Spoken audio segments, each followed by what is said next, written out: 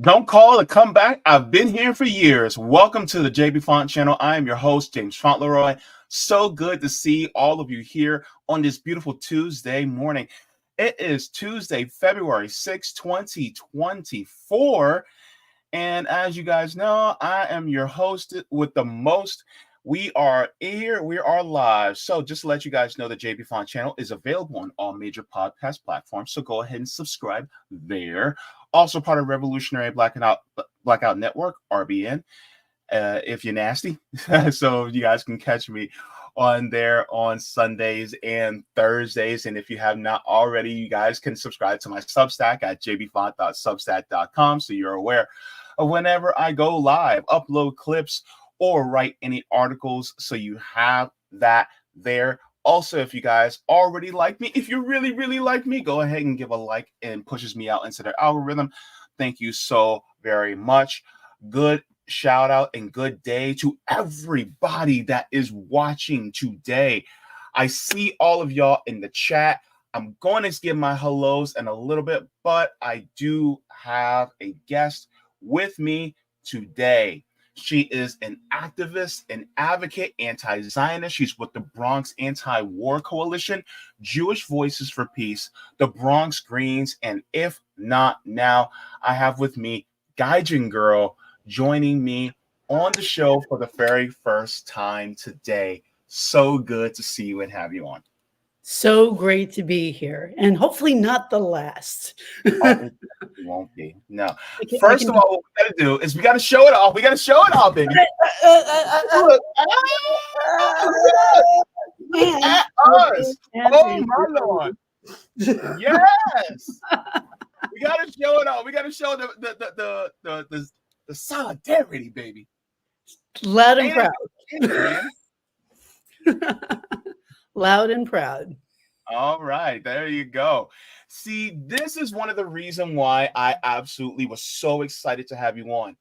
First off, before we get to anything, I want to say this, and I had this hidden in the back of my mind, and I wanted to do this on air. First of all, I need to thank you because of you.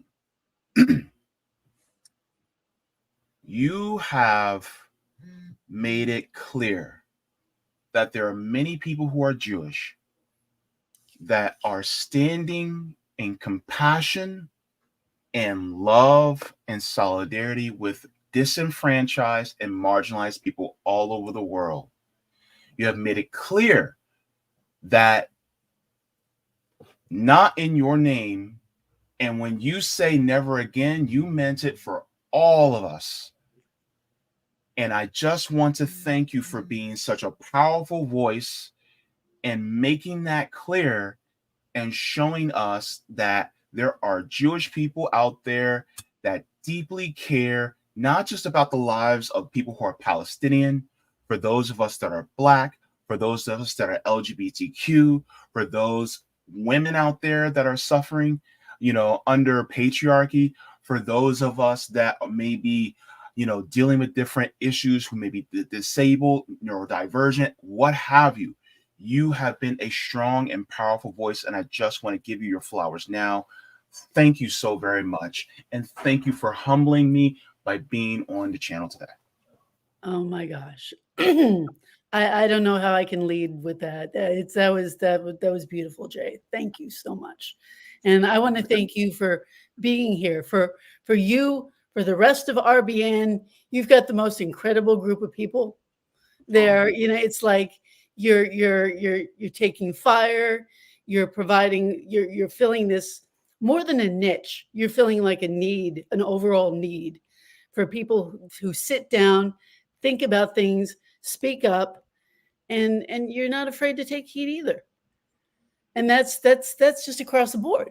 I mean, I am so glad that you and RBN are here. We all need you very much. Yeah, that means a lot coming from you. I appreciate it. So, just a couple of questions to ask you first before we get on with the stream. Just wanted to get a synopsis, because there may be people who may have never heard of you, may have never met you before. what drove you to get into the activism that you're in? Like, what was that starting point? Where did it begin for you as Gaijin girl, right? Gosh. Now we're just talking about as Gaijin girl, not Palestinian specifically, just Well, Gaijin yeah. girl in general. Or, Mhm. to be honest, it was around 2015, and it was the whole Medicare for all issue. I battled my own medical emergencies. I know you've been through a heck of a lot, and I did too. And I went through some things that really had changed my entire life that would have been very, very, very different if there had been a Medicare for all universal health care at the time. Yeah. So that, and suddenly I had all this time. I'm now retired. Suddenly I Mm. had all this time open up to be involved with social media, and those two things gelled Mm. because I used to be more of a free market person. And if you ever want to get me on there to talk about the problems with laissez-faire libertarianism, I'm the person to talk to because I'm the one Mhm. who debunked them from myself. And so all those things were a perfect storm. That, and I was a Bernie or Buster. Gotcha. Uh, and believe me, I am no fan of Bernie right now. Not at all. I've sworn him off over this Palestinian issue. But it was all those things which led me to realize that it's not enough to sit on the sidelines and vote. You got to get out there and do things. Absolutely, and that grows as a testament to you because from what I've observed, is you're the type of person that your actions basically say, "We save us. We're not going to depend on a savior." That's true. And yeah, yeah. And One of so, my oh, I'm sorry. no, One of please my go ahead. favorite quotes is Frederick Douglass: "Power never cedes without a demand, and it never will." Yep. There you go. There you go. It's true. You are not going to, the bottom line is who can force. And when I say force, I'm not saying like get in the street with guns, but I mean economic leverage, civil disobedience. It's whoever's got the most power who wins. Yeah. And that includes the narrative, and that includes economics. So you can't just sit around and say, hey, I'll wait until they change their mind. Yeah. Things need to be forced as peacefully as possible, but forced.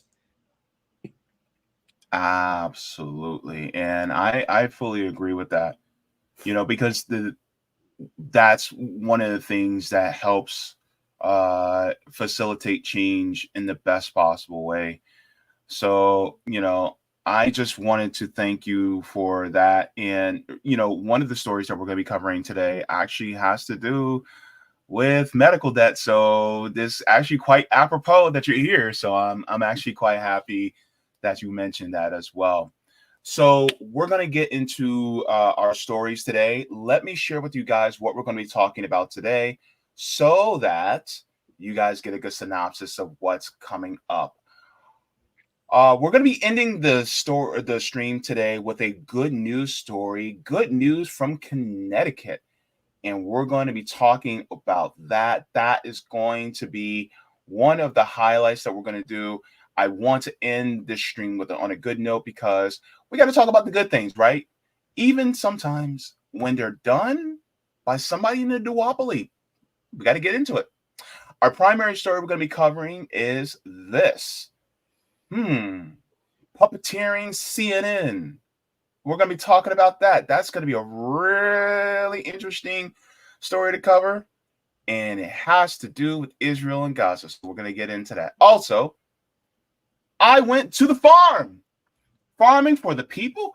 Say it ain't so. We are going to talk about it. This is going to be a highlight that I am excited to talk about that I did over the weekend. So that's going to be some great news as well. I cannot wait to get into it. And then our first story is going to be big money at what cost? That is a dialysis machine. This is going to be really interesting to get into. This is going to be the first story we're going to cover. So, guys and girl, do you know anybody that's on kidney dialysis besides myself? Not currently. My best friend, her mother was on dialysis for years. For Oh, years. okay. So, I've been on dialysis. In May, it'll be 16 years. So, yeah, I've been on it for quite a bit, and I've seen quite a lot over the last 16 years. But the question is, what is dialysis? So, let me give you an explanation of what it is. So, dialysis is basically a machine, is basically a mechanism that has a series of pumps, and those pumps, it connects what we call two lines. You have the arterial line, and you have the venous line. So it could either be done through two needles, which are in an axis. Like, for instance, my arm. I hope you guys aren't squeamish, but here's my arm. Yes, it has a lot of scars, but that's from dialysis access, right? So you have the arterial and the venous, right? Some people, what they have is called a perm cath. Those are usually put either inside the chest or sometimes it can be put inside the groin. But you have an arterial side and a venous side. Blood goes out from one side, goes through the pump, and it goes through a filter. The filter is typically a long tube with thousands of fibers, and those fibers are miniature tubes which the blood goes through, and this is called a dialyzer. This dialyzer goes through a reverse osmosis procedure, which it pulls out excess fluid and impurities. So it basically does what the kidneys are supposed to do within inside your body. Also, medications are given through it as well. For instance, a particular medication that stimulates the bone marrow into creating red blood cells so that you are not anemic. So, with that being said, it cleans the blood, which is what the kidneys are supposed to do, and then it puts the blood back inside the body, and it goes through cycles, many cycles within the span of time that your dialysis is, whether it's 3, 4, 5 hours, what have you. So that is the process of dialysis. This is a life-sustaining process that keeps the person alive. So that's what it is.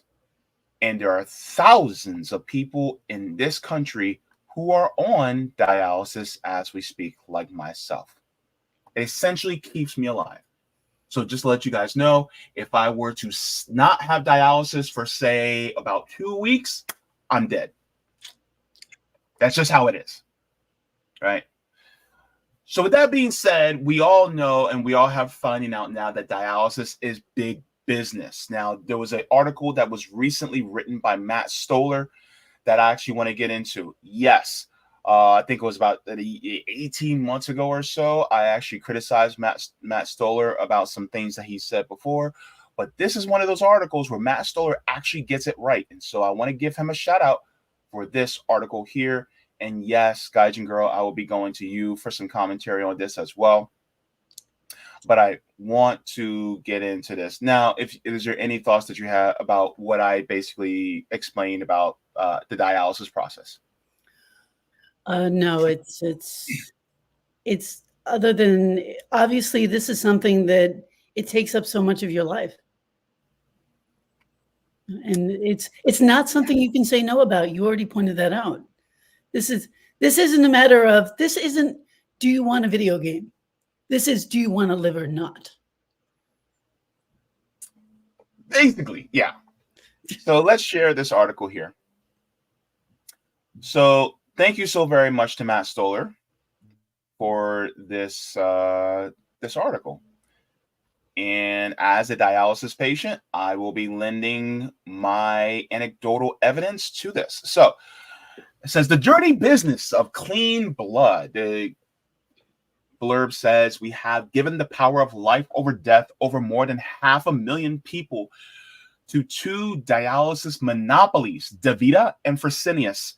A non-compete ban could change that. So this came out just 3 days ago from Matt Stoller. Let's get into this. So Just making sure that I go over my notes here because I do have a lot of notes. So at the beginning of this, he actually goes over how some people who are dialysis patients have felt threatened from some dialysis facilities back then. Back then, I mean around 15 to 20 years ago. And he says he talked about them talking to Congress about their negative experiences from dialysis. And so one thing I want to focus on is how dialysis in America is a microcosm of Medicare for all. So let me just make sure I go here. Let me see here.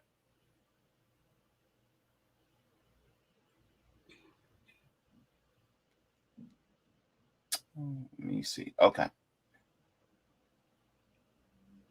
So he says it's awful to have your kidneys fail. But in some ways, dialysis is also a uniquely remarkable medical story.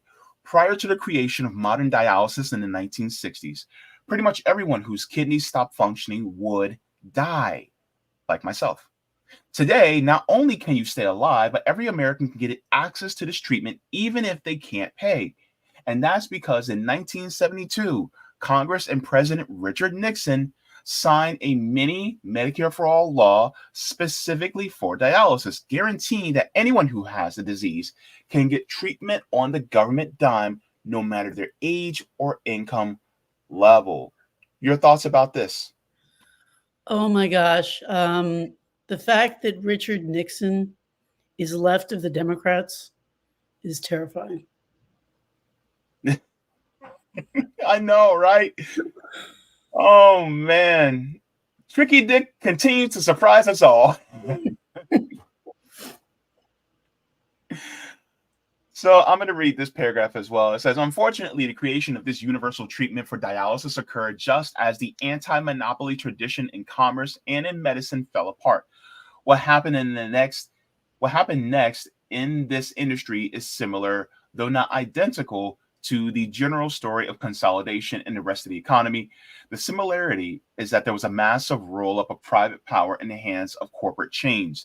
But in contrast to, say, the rise of Walmart and its power over retail, dialysis is run wholly with public money. So care delivery in dialysis is about corporate giants intertwined with big government. In April, I wrote about how consolidation in healthcare was supercharged by Obamacare. Dialysis is that same story in micro. It's more like the defense industrial base than big tech. So we're going to get into this. But one of the things I wanted to reflect on, it says one of the biggest issues surrounding dialysis is the consolidation of companies to make a monopoly. Dialysis is monopolized by Fresenius and DaVita. So while this article is really great, I want to go into a particular video that also talks about this as well. This is going to be a, dare I say, interesting deep dive into dialysis and how it is monopolized and use government funds in order to keep that money aflowing. So let's go here. We got to stop at 54 seconds. So let me share the screen. Hello. So let me go to 54. All right. Let me see. All right, we can go there. All right. So let's get into this. Believe it or not, dialysis is 1% of the entire federal budget alone. Just not for healthcare, not for like kidney care, but just dialysis is 1% of the entire federal budget. Did you know that? I did not know that. I'm costing y'all a lot. But you're worth it. It's crazy. Dialysis is massive business. If we look, I'll put it this way. Let me put myself back up here. If dialysis is 1% of the federal budget, can you imagine how much money DaVita and Fresenius are making? Good point. Good point. And how much of that, a corollary to what you just said, how much of that is profit?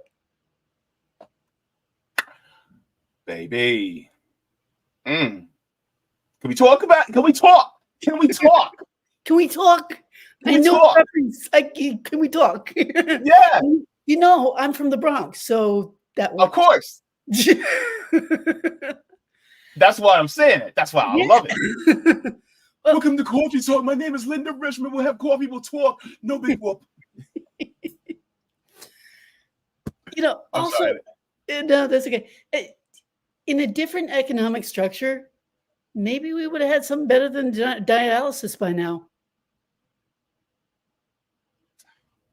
You ain't saying nothing but a word. Let's get into it. Let's continue.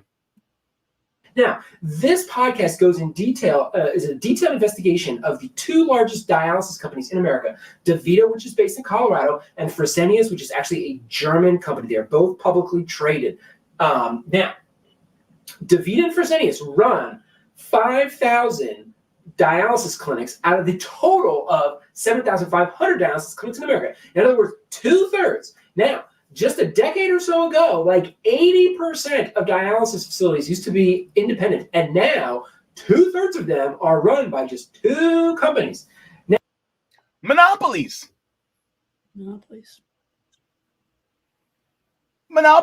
Oh my God.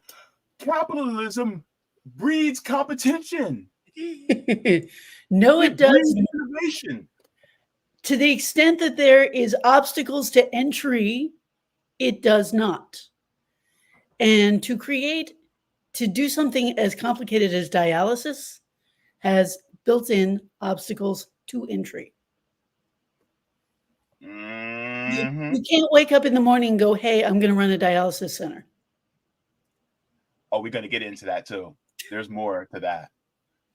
Let's continue.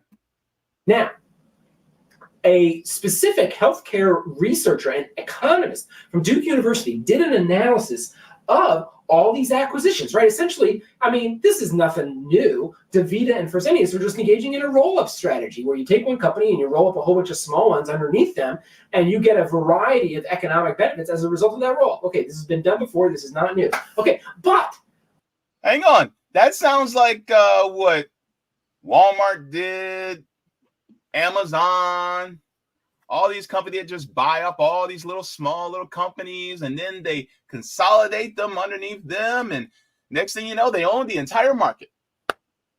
And then where are you going to go? Where are you going to go?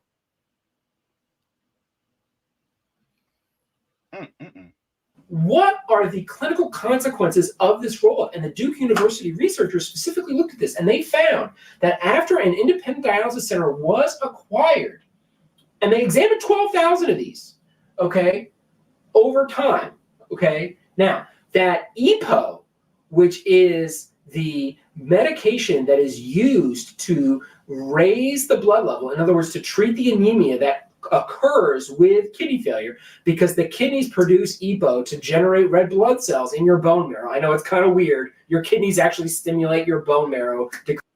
Yes. So I used to get EPO years ago. So EPO, or also known as Epogen, which is created by the company Amgen, that is used by many dialysis centers. So once a week or so, there's a lot of patients that get EPO injections into the machine, like myself. And so that stimulates the bone marrow into creating more red blood cells, because dialysis patients by default are anemic. So if you notice somebody is just starting dialysis, they may get cold very easily, or sometimes we eat a lot of ice. Like I used to eat ice like a fiend back in the day. A lot of times it's because we are anemic. So to combat that, they give us drugs that are like Epogen. It may be specifically Epogen, or it could be a different drug that is like Epogen. It could be a different brand, right? But that is what basically helps stimulate the red blood cells, and that drug is also very expensive. Just letting you guys know. So, yes, I can vouch for that.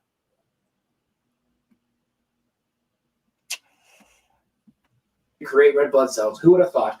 But when your kidneys fail, they stop producing EPO. So you need an outside shot of EPO, otherwise you'll become anemic. Okay, fine. The EPO doses increased 200% to the exact same patients with the exact same condition. The only thing that changed was the ownership of the dialysis center, and the EPO shots doubled because the dialysis center would make more money off of commercial insurance or Medicare the more EPO doses they gave. Okay, so that EPO was no small amount. It was 25% of the dialysis facility's revenue, a quarter, just from anemia shots. Gaijin girl? I would say that's evidence that if you monetize things and you create a profit motive, you don't get good decisions. It distorts the decision-making process. You got the last word on that one. It was 40% of DaVita and Fresenius' profit. And guess what? Medicare caught on to this, so they changed their reimbursement policy for EPO such that those facilities could no longer get reimbursed by dose. And when they changed the way Medicare paid for EPO, the number of EPO shots in the clinics went down by 50%. Same patients, same clinical scenario. All that changed was the way that it was paid for. So it looks like here we have an example of financial interest driving clinical decisions and clinical actions. I mean, you can't get any better than this. Okay. So,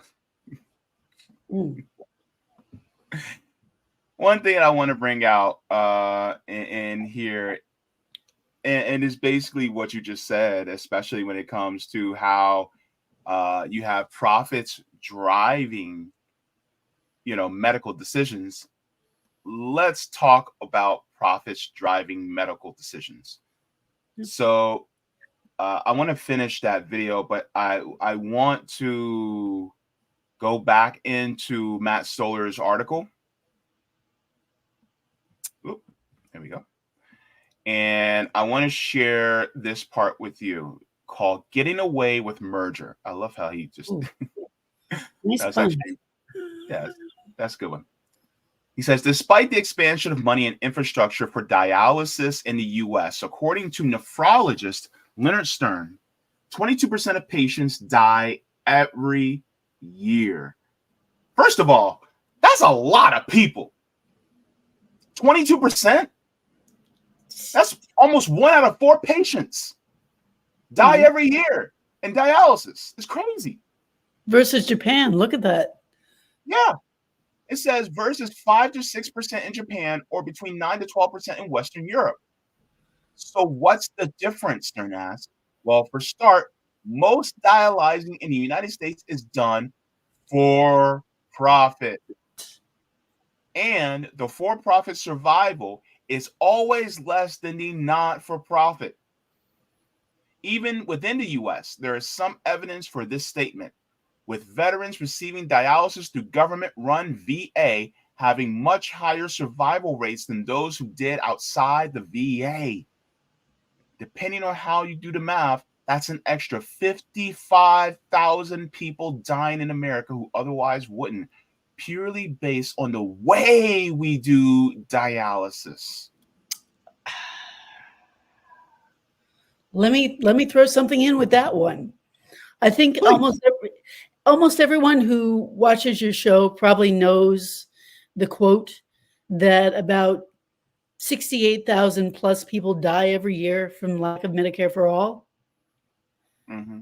I'm sure that number does not include the 55,000 that he just quoted. So bump that number up. Mm-hmm. Yep. And here's a thing that I want to, because a lot of people are probably asking the question, well, in what ways does the for-profit affect the quality of life for dialysis patients. I'm going to explain it to you.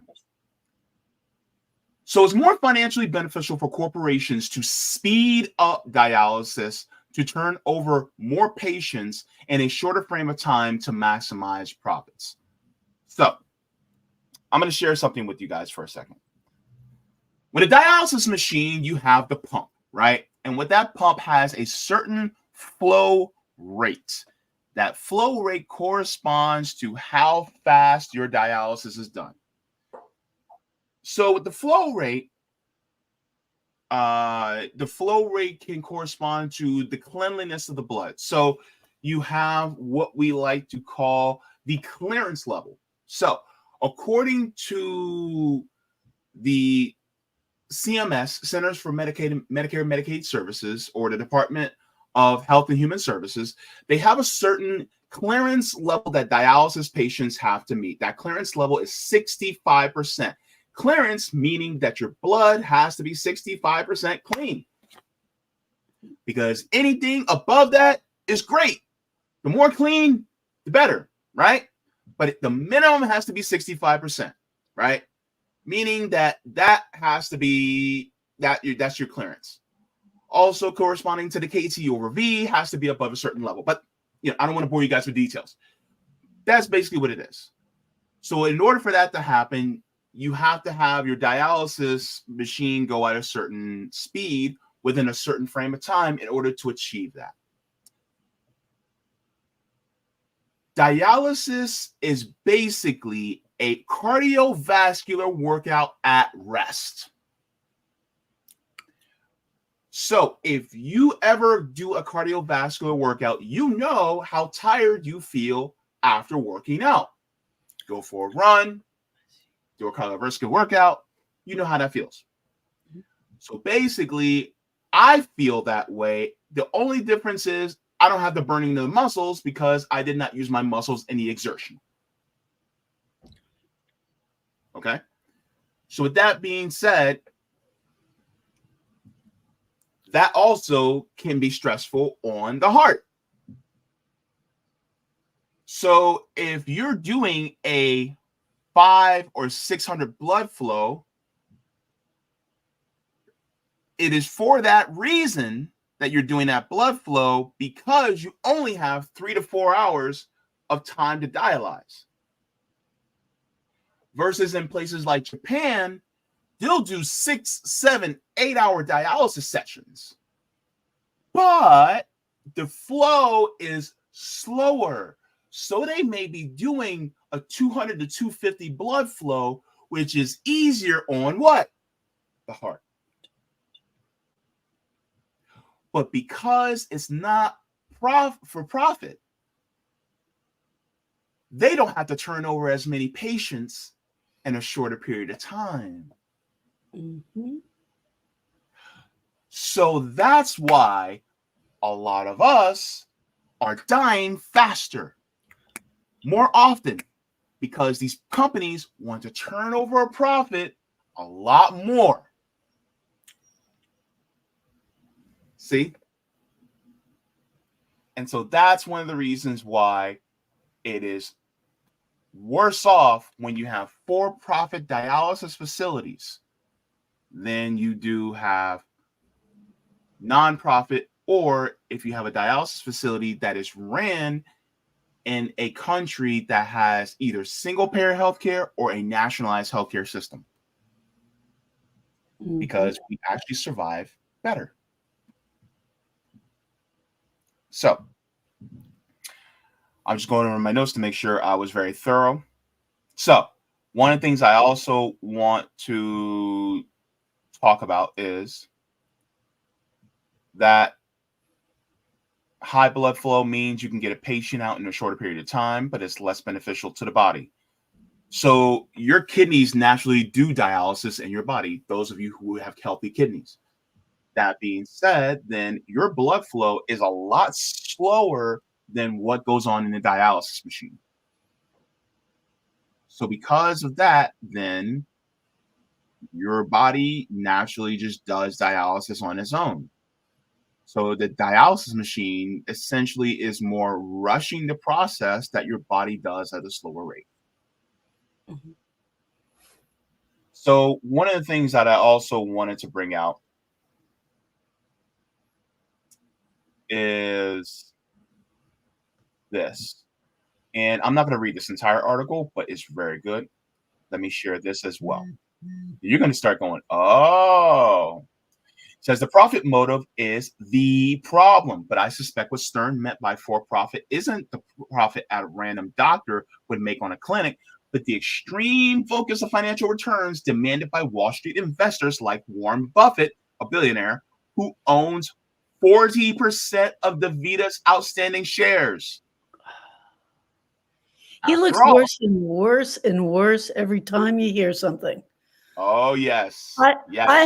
I have a friend who works with the airlines, and he's got a big chunk of the airlines too. And he was pretty much just pushing for the profit there too. And you know what just happened with Boeing? Yep, I believe it. It says, after all, doctors, while they like to make money, don't like to kill their patients. Doctors, however, have been increasingly stripped of power. Technically, every clinic must by law have a doctor as medical director, but that doctor never actually has to set foot into the clinic, though most do. Doctors can and are often medical directors for dozens of different clinics. They are also, while often paid well, forced to sign non-compete agreements that limit them from joining a different clinic as medical director in any geographic area for 2 years after leaving their practice. If a doctor makes the provider mad, it is possible their career could be over. So this is an example of corporations really just making medical decisions over doctors. Now, my dialysis clinic is a non-for-profit dialysis clinic. And yes, we do have a medical director. I see the medical director at least once a week at my dialysis center. But it's not abnormal for some people to not see the medical director as often. But the medical director at mine, you see him often. He will be on the floor, which is one of the reasons why I appreciate him so much. He's a really cool guy, by the way. So it says it's not just doctors, of course. Patients don't like to get hurt and die, and they would go to a different clinic if their existing provider is awful or throws them out.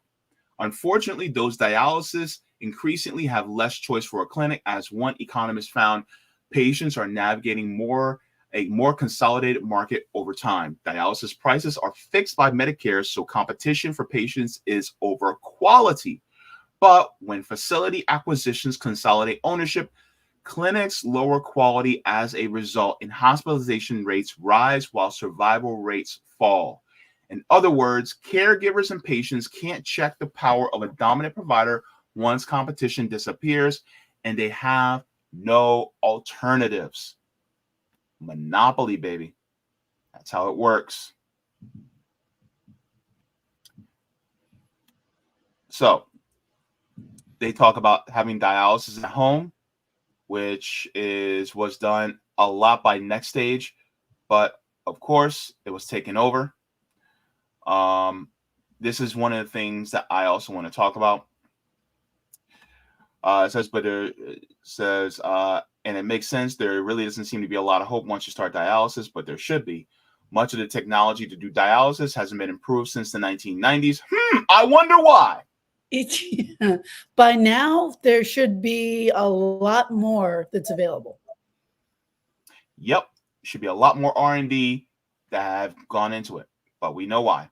So it's requiring several machines and a closet full of heavy supplies.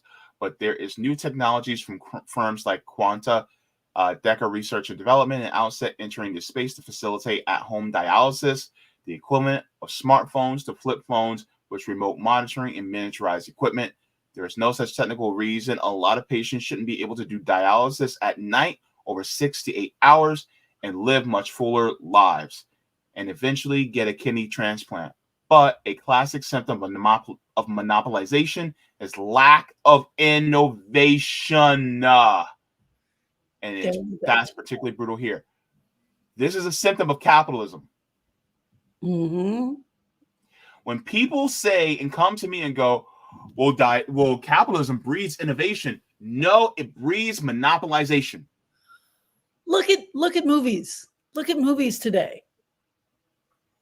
Where's the innovation?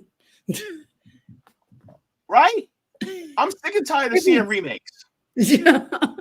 It's because it's covered by, it's because studios, just like all of these different businesses, are controlled by the accountants, and they would much rather go with a sure thing, even if it's like Raiders of the Lost Ark 15 versus something new. And that's true of every single industry. Yep, absolutely. So I want to go back to this video too, because he goes over some other factoids that I would like to go over. And I want to get this done because I don't want this this segment to last too long, but this is very important. So let's continue. Oop. Okay. They also found that 9.5% of the people that went from these independent dialysis facilities to being owned by Fresenius and DaVita, the number of people who were either receiving a transplant or were put on a transplant wait list decreased by 9.5%, by almost 10%. Why? Because if you get a kidney transplant, your kidney failure is cured and you no longer need dialysis and you no longer go to a DaVita or a Fresenius dialysis clinic. So first of all, I want to say is one thing that was educated to me is a transplant is a treatment, not a cure. Because transplanted kidneys can also fail or be rejected. So I call it a treatment, not a cure. But in technical terms, yes, you're cured, right? And so therefore, what he said is, if you get a transplant, you don't need to go to dialysis no more. But, and I'm going to quote a tech at my dialysis center. I'm not going to name names. They may be watching. Hi. But this tech said that they have never seen at my dialysis center versus the corporate ones, the for-profit ones. At my dialysis center, they encourage and push transplants more at mine, because it's not for profit, than they do at the for-profit ones, because they've also worked at the for-profit ones. And the for-profit ones, they don't push them as much. Now, some people may say, well, no, they do just about the same. It's not that. That's what they observed, because they're there day in, day out, 5, 6, 7 days a week. So this goes to show, when it comes to medical procedures and things like that, when you have corporate profits involved in it, it is never in your best interest. Yeah. So, Jay, if I can ask, with the EPO shots, because I'm not sure of the details with these, I would also think that if you have a for-profit clinic, they'll be a lot slower in providing extra medication when needed, because, oh my gosh, that's a cost. In other words, they'll be, oh, okay, maybe it's not needed. Let's wait. Let's see. No, because they'll pass the cost on to us. Got it. Okay, there you go. And when you're people like me who have Medicaid and Medicare, well, then who eats that cost? Got it. You. Yes. That's who. So technically, in a sense, you're right, but in another sense, it gets passed on. Also, by the way, it's even stronger, and he gets into this when you have private health insurance, because Medicare is more stern on their prices. Like, no, you can't charge this much. But if you're privately insured, even more so. So he gets into that a little bit too. Let me continue on just a little bit.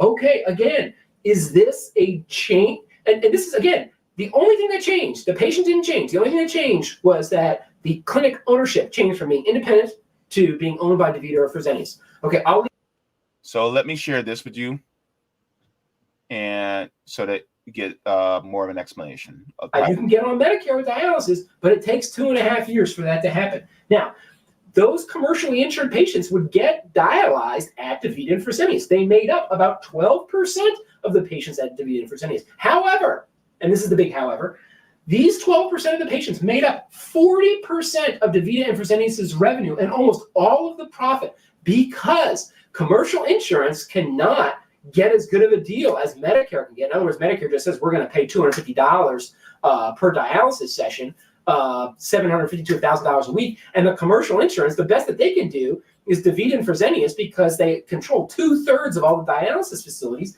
They get 4 times more than what the government gets. So that is why DaVita and Fresenius, they love commercially insured folks, because they make, if you got one person here with Medicare and another person here with commercial insurance, DaVita and Fresenius are getting paid 4 times more by this person here than by this person here.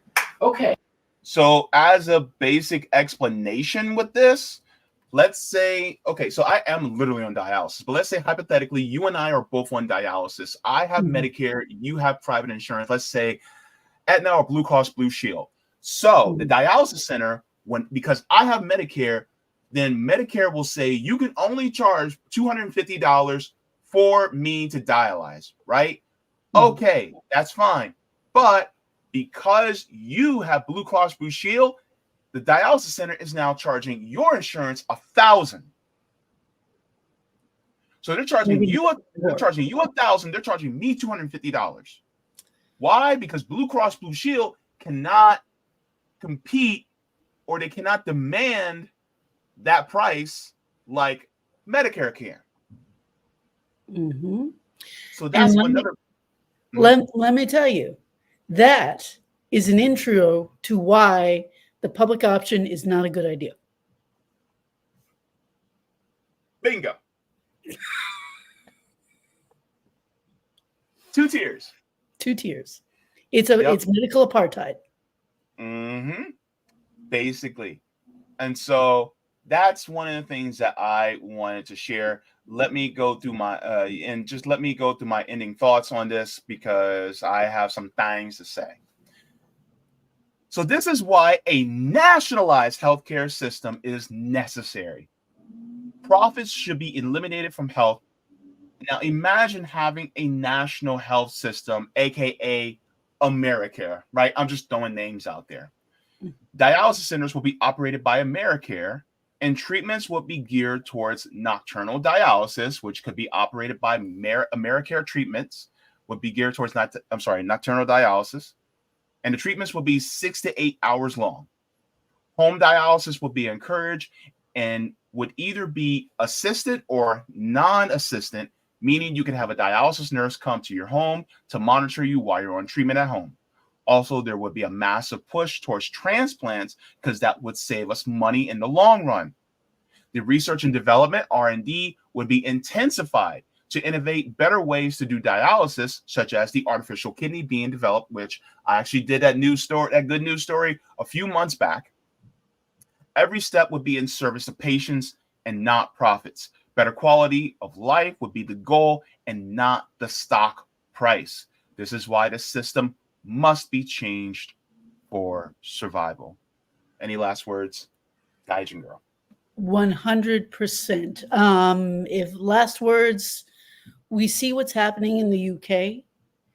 So there would still be the need to be very politically aware and push. Otherwise, we'll get our version of the Tories saying, oh, let's defund the system. Absolutely. Thank you so very much for that. Now, if you guys have not, please make sure to give a like to the stream. That pushes me out into the algorithm. Thank you so very much to everybody for this segment as well. And go ahead and go to the Substack if you guys would like to get email notifications as well. Just want to give a shout out to patrons on Patreon. For without you guys, I would not be able to do this work. Thank you so very much. Look, I would be out to pasture without y'all. So thank you so very much to all the patrons on Patreon Coffee, as well as anybody that sends me any type of aid through PayPal. Yes, I am still demonetized. So if you guys would like to, you guys can go to my Patreon or to my PayPal to help me out there on the channel. Also, just to let you guys know, so that you guys are aware, I do have tiers as well on Patreon and PayPal. Let me make sure. Do I have that up? Wait, where'd it go? Somebody done did me wrong. Let me get that back up here. I'm so silly today. I'm in a good mood. Why? Because you're here at Gaijin Girl. All right. Let me share this. All right. So here's the tiers so that you guys are aware. And thank you so very much. We have JB members, Solidarity, Comrades are a healthy bunch, Jaybefaunters, Super Jaybefaunters, Super Duper Jaybefaunters, and Mega Jaybefaunters. So thank you so very much. And also, just want to give a shout out to new patrons who are in here. We have Jean Paul O'Neill, Amanda Brinkley, and Ghost's Nest. Thank you so very much for becoming new patrons. Thank you very much. All right. So just to go over a couple chats, just talk to people a little bit. I'm going to do this just a little bit faster than usual. Let me see. Quantum Alchemist says, specifically the hormone-producing kidney cortex does that. Oh, yeah. Thank you so much. Jacqueline says, perhaps if dialysis weren't so profitable for Big Pharma, maybe they could have come up with something. Right there. Yep. Amanda Brinkley says, we literally work within a system that seeks to silence Americans when they pretend we're at home, when we're the home of free in the land of the braves, but they won't let the bravest speakers speak and be heard well. Oh, yeah. We ain't saying nothing but word. Zoe says, it's crazy that pharmaceutical industry's profit motive is so high. They pump carcinogens into all of our food and products in the States. Yes, basically. Let me go to another chat in here. Samuel says, my nephrologist salty to this day that I came off dialysis. What? Why would they be salty? They should be happy. Well, let them stay full of sodium then. Well, they just miss them. That's all. Right? Katie Lewis says, commodifying healthcare is evil, point blank, period. Yes, absolutely, Katie Lewis. Good to see you in the chat.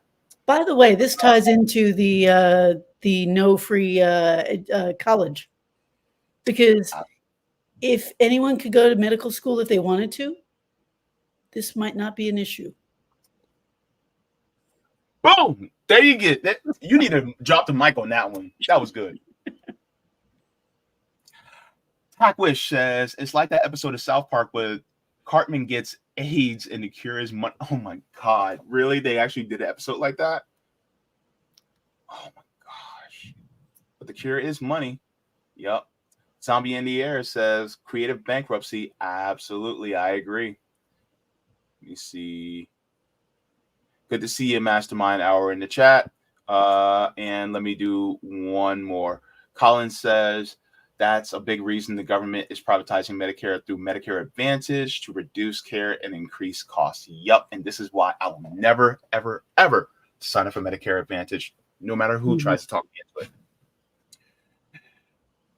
Oh boy. Now, let's get into our next subject. So, Farming for the people. So this is going to be a real quick one. I am so excited. So there is a group called R.E.A.L Orlando that is in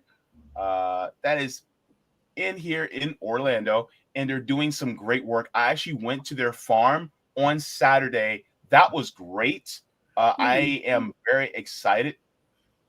So I'm going to share just a little bit, and then I'm going to let you guys know when the clip comes out. I'm going to premiere it later tonight. We'll do that later this evening. But I just want to share just a little bit with you guys and just chat about it. Be just a little bit. So it's how R.E.A.L Orlando farms for the people. Hello, and welcome to the Jaybefaunt channel. Yep. So we want to go past that because I did my intro. So green. Yep. So let's go. This is for like building the skills towards food sovereignty, giving the people like the way to have the means of production in their own hands. That is beautiful. Yeah. Yeah, and this isn't just, like I want to run away from everything and have a garden and feed myself with like 4 plots of land. Of course. This is more like community building and like having a space to like bring people together, give back to the community, and also share with others. Okay. So this was a amazing thing. Guys and girl, when I say the words food sovereignty, what does that mean to you? Oh gosh. As in any sovereignty, the fact that you have control over what you can eat and when, and the power to make it happen. That may sound a little bit vague, but I think you get my point. Perfect. So let me share this. This is from the San Diego Foundation. It actually gives the definition of food sovereignty. Let me enlarge this just a little bit.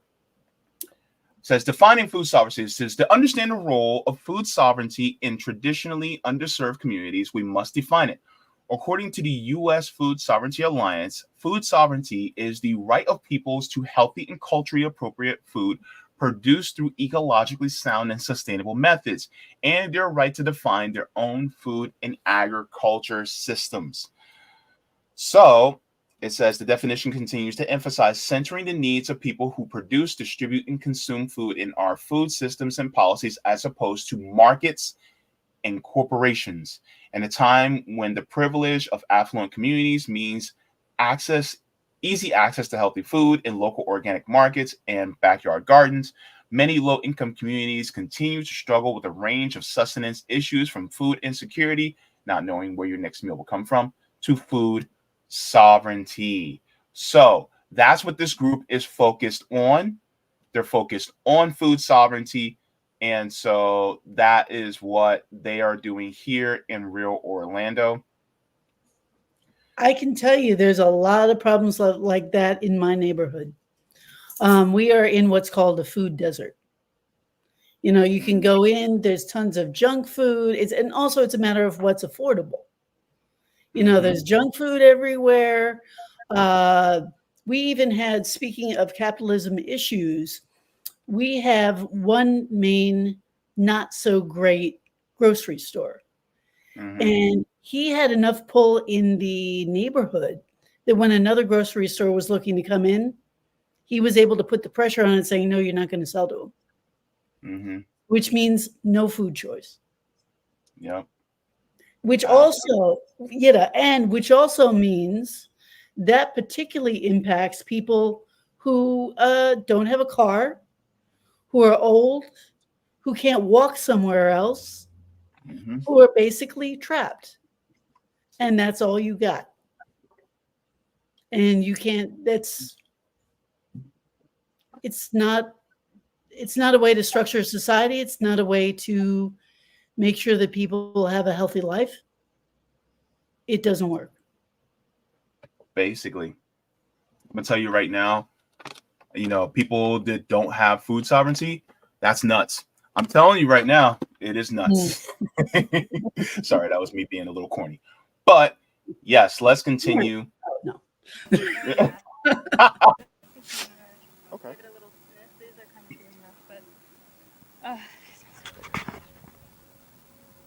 Oh, Yeah. oh, this would go great in a really good pasta. Yeah. So that is organic oregano that she handed me. It smells so good. Baby, that stuff smelled great. Yeah, or like a big saucy kind of sofrito, like a. Yeah. They also have a lot of like herbal medicinal purposes, make peace, Yeah. salves, Mhm. those As far as like for instance, yeah, like when it comes to oregano, I have oregano oil at home, so sometimes I put it in my tea, things like that, because it's kind of anti-inflammatory, things like that. But yeah, so this is some of the things that people can even grow in their backyard and then distribute among their community, right? I think that's something that's great. So, you guys can tell me a little bit more about what else you're growing here? Yeah. So something. Okay, I'll just stick to the crops, but there's a couple different areas of the farm. This is the main produce, Produce. growing vegetables and stuff like that. We have a couple compost areas, and then we're working on like a perennial section where we're gonna have a place for plants to kind of just grow on their own. Oh, okay. And we harvest whenever they're ready, but it's not as a structure Okay. as a farm. So And these are sugar snap peas. sugar snap peas. Yeah. Should we harvest them? I would. I think Tamer already got the ones that are mostly ready, but I'm not sure. Some of these are. Yeah, that's what I'm saying. So these are sugar snap peas. Did you harvest this already? No, not so much this week. Okay. They've been growing for. They're flowering too. Yeah, they're gorgeous. These Yeah. are in the bean family, and all of the flowers Yeah. are like this. They're beautiful. Wow, this is so cool. And they're delicious. If you'd like to take one that's probably ready, they're really nice and fresh. Oh snap! I get to eat here. Yeah. No, they're crunchy.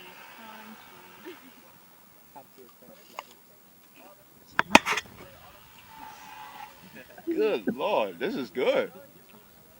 And sweet too. Yeah. I'm sorry, but them snap peas hit. They hit so good. Oh my God.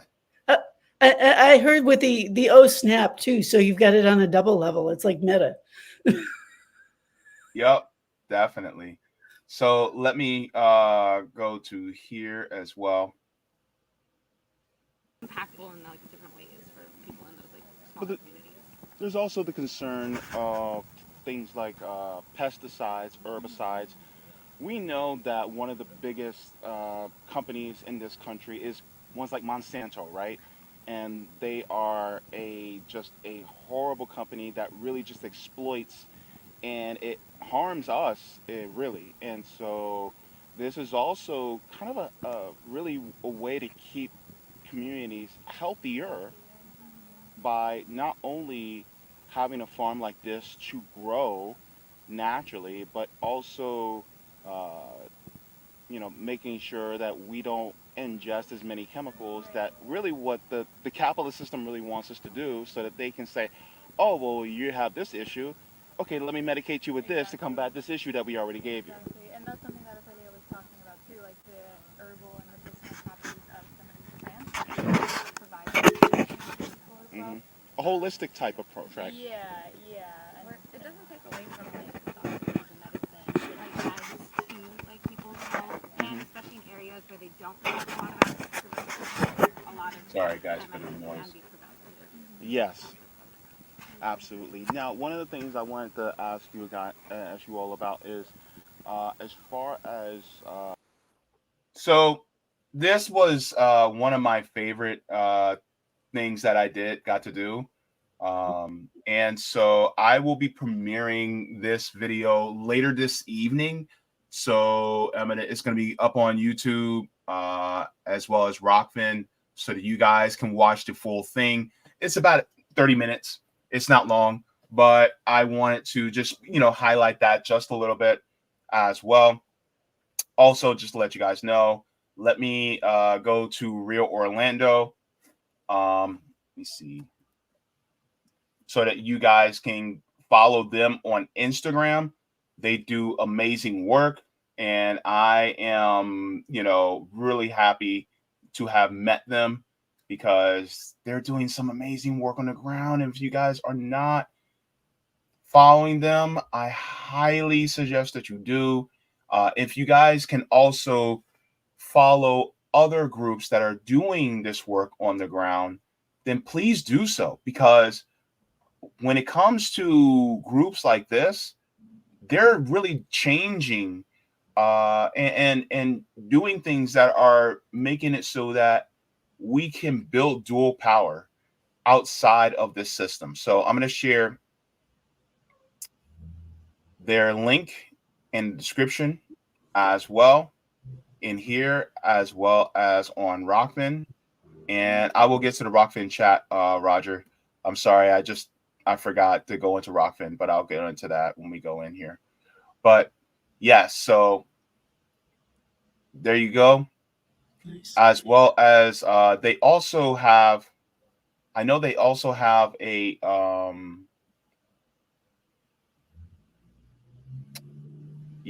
they also have a Cash App as well. So if you guys would like to, you guys can also donate to their Cash App. And I'm putting the link into their Cash App in the description as well, to assist them in helping out to do more on the ground, what they're doing. And these are also the same group that is also advocating for against that ordinance that is really, making homelessness even more illegal.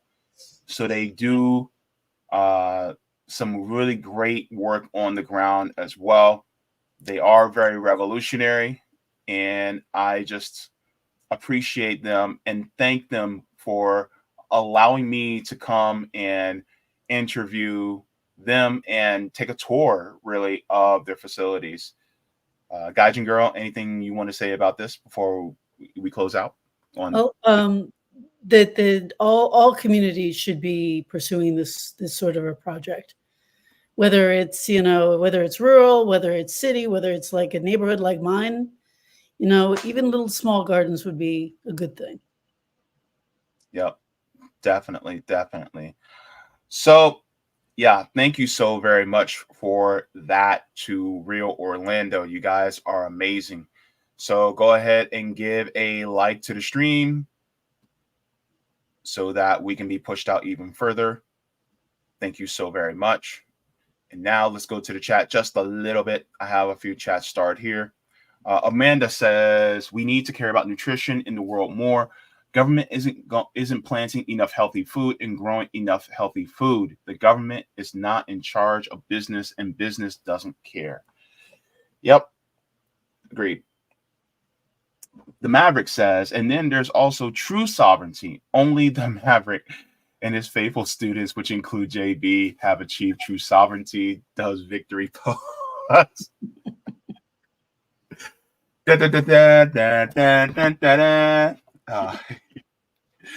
Zoe says, people don't talk about how all of the outer boroughs, other than the gentrified parts of Brooklyn and Queens, are completely unwalkable. Gaijin Girl, you can talk about that. Oh my gosh, yeah. Oh, well, I wouldn't say unwalkable, but it's like there's no public transportation. I can tell you in the Bronx, getting from one end of the Bronx to the other, you can't do it half the time. You have to go take the subway all the way into Manhattan and all the way back. They refer to the Bronx as the forgotten borough.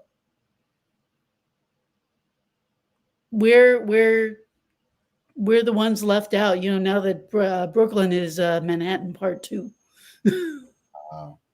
I did not know that. Thank you very much for that. Leroy says, we've been making an attempt to grow, have some peppers and spices growing. Nice, bro. Nice. Keep it up. Keep it going. Jacqueline says, it seems like it's all connected. If everyone had a healthy diet, then not so many people would need medical care. And for Big Pharma, that's probably a problem. Absolutely. The Quantum Alchemist says, oregano specifically acts as candida. Oh, okay. Thank you so very much. Now, let's go into our primary story for today. CNN. Oh, baby. This is going to be a big one. That's it. Put on Gaijin.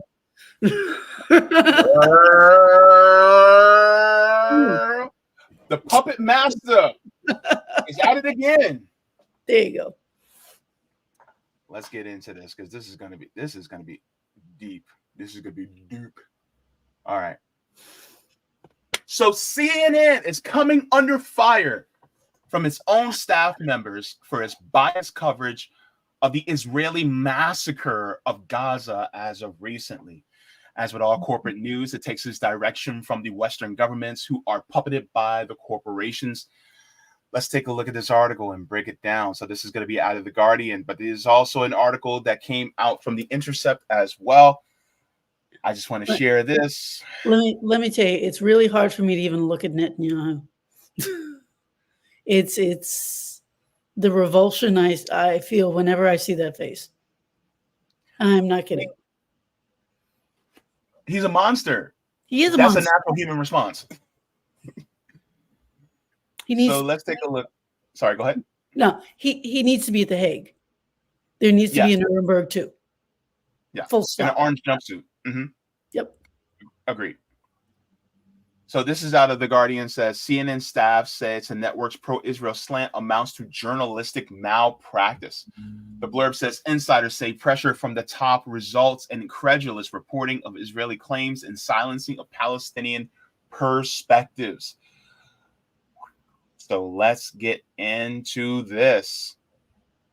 So CNN is facing backlash from its own staff over editorial policies they say have led to a regurgitation of Israeli propaganda and censoring of Palestinian perspectives in the network's coverage of their war in Gaza.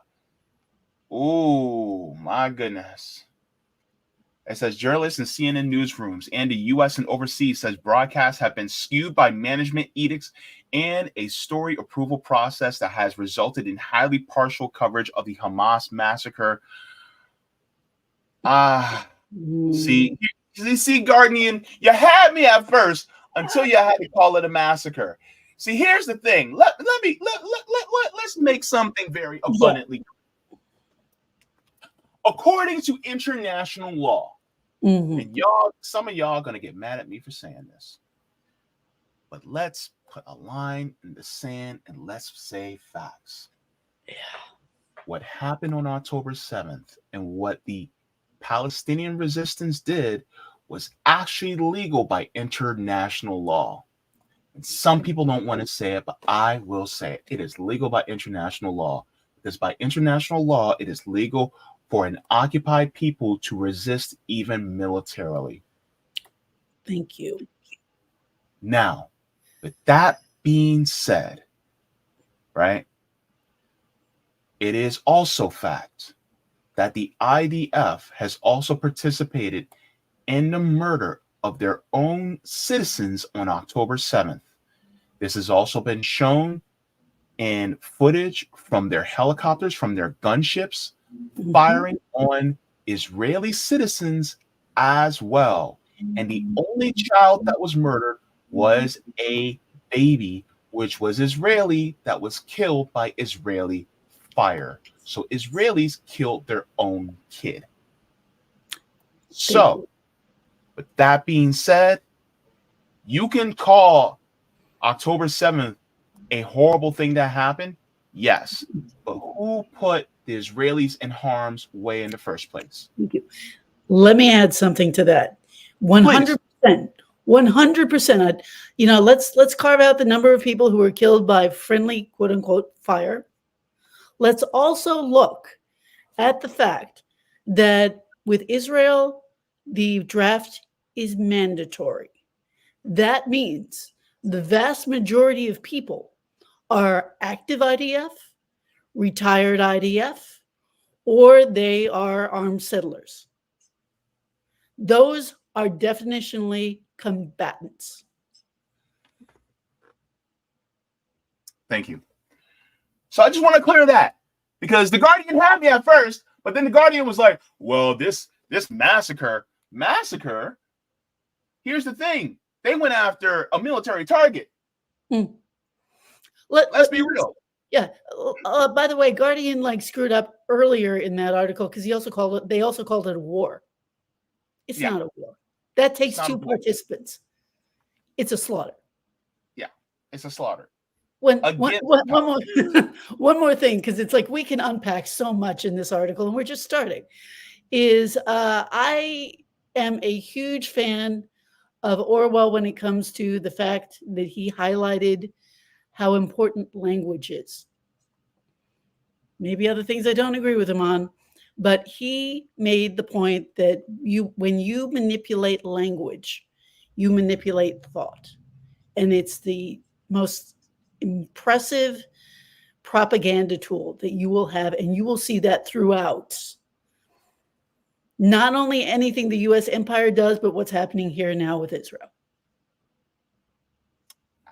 Absolutely. So let's continue. All right. And Israel's retaliatory attack on Gaza. So it says the majority of news since the war began, regardless of how accurate the initial reporting, has been skewed by a systemic and institutional bias within the network toward Israel. Ultimately, CNN's coverage of the Israel-Gaza war, see, it's not a war, it's a massacre that Israel is committing, yes, amounts to journalistic malpractice. So it says, according to accounts from 6 CNN staffers in multiple newsrooms and more than a dozen internal memos and emails obtained by The Guardian, daily news decisions are shaped by a flow of directives from CNN headquarters in Atlanta that have set strict guidelines on coverage. As they include tight restrictions on quoting Hamas and reporting other Palestinian perspectives, while Israel government statements are taken at face value. In addition, every story on the conflict must be cleared by the Jerusalem Bureau before broadcast or publication. Hold up. So essentially, Israel has a direct line to influence the news coverage in the United States. You never see this from Iran, DPRK, Cuba, China, Russia, or Venezuela. Let me, just for impact's sake, you mean to tell me that a foreign government has sway over our news agencies to push a narrative that favors them? Mm-hmm.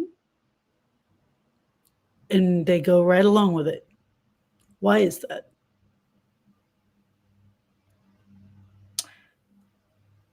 This is just like how cops are interviewed by local news, but the witnesses and the citizens are largely not ever seen as credible, even though we know cops lie and they shift the narrative in their favor.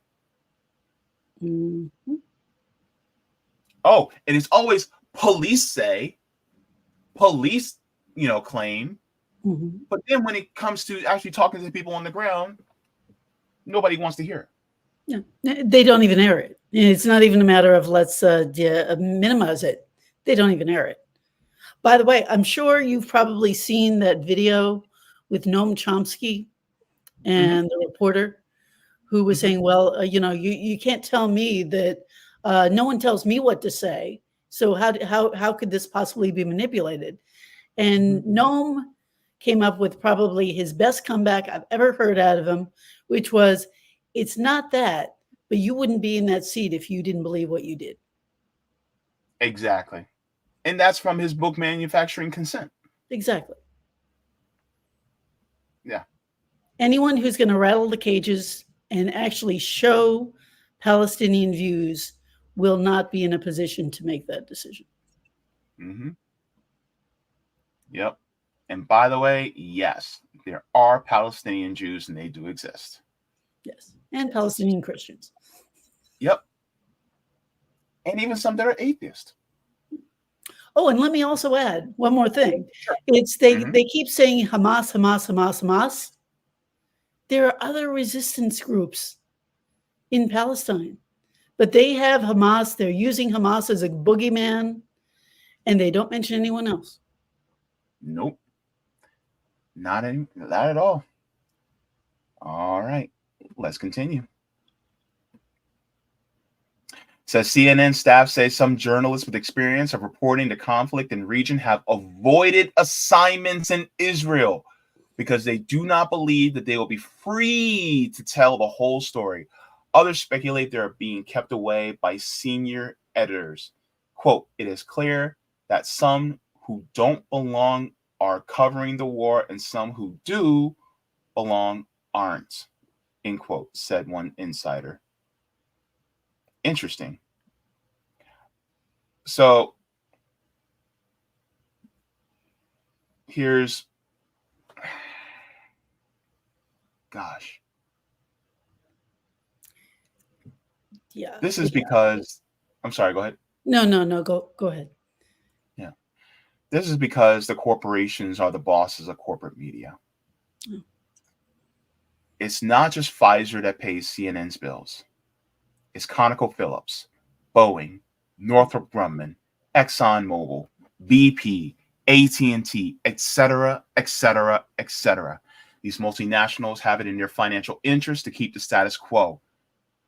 That means having an attack dog in the Middle East. That attack dog is Israel, keeping Iraq, Iran, Lebanon, Jordan, Qatar, UAE, Yemen, and all the other nations in line to keep that LNG, that liquefied natural gas, and that oil flowing without much resistance. I was about to bring that up. The whole issue with the gas fields that they found in Gaza. Mm-hmm. The fact that they would I'm sure you've heard. Have you heard about the Ben Gurion Canal? Yes. Yes. As well as the liquefied natural gas that's in Gaza, as well as the oil that is off the coast of Gaza, of the West Bank.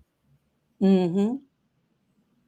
And there's a company. I'll have to get the information and send it to you. But there's a company called Genie Corporation, and they are very, very, very involved with the fossil fuel interests in that area.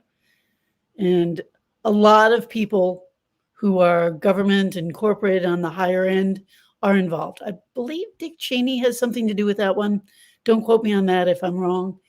But Genie, do some Googling on Genie Energy Corporation. Interesting. So, and one more thing is when you're dealing with the top levels of media, you're dealing with people who do hobnob with the top levels of the governments. So it's like there's a lot of back and forth. It's like, oh, we don't want to say this. Oh, you don't really want to say that. So you got people going to the same cocktail parties. They're going to be influencing everything. Absolutely. In fact, you're going into what I was about to bring up. Thank you so much for a great segue. So I'm going to read this. So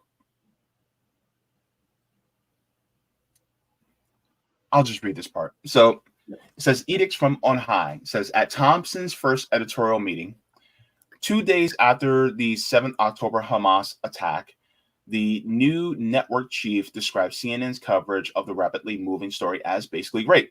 Thompson said he wanted viewers to understand what Hamas is, what it stands for, and what it is trying to achieve with the attack. Some of those listening thought that was a laudable journalistic goal, but they said at the time that it became clear that he had more specific expectations for how journalists should cover the group.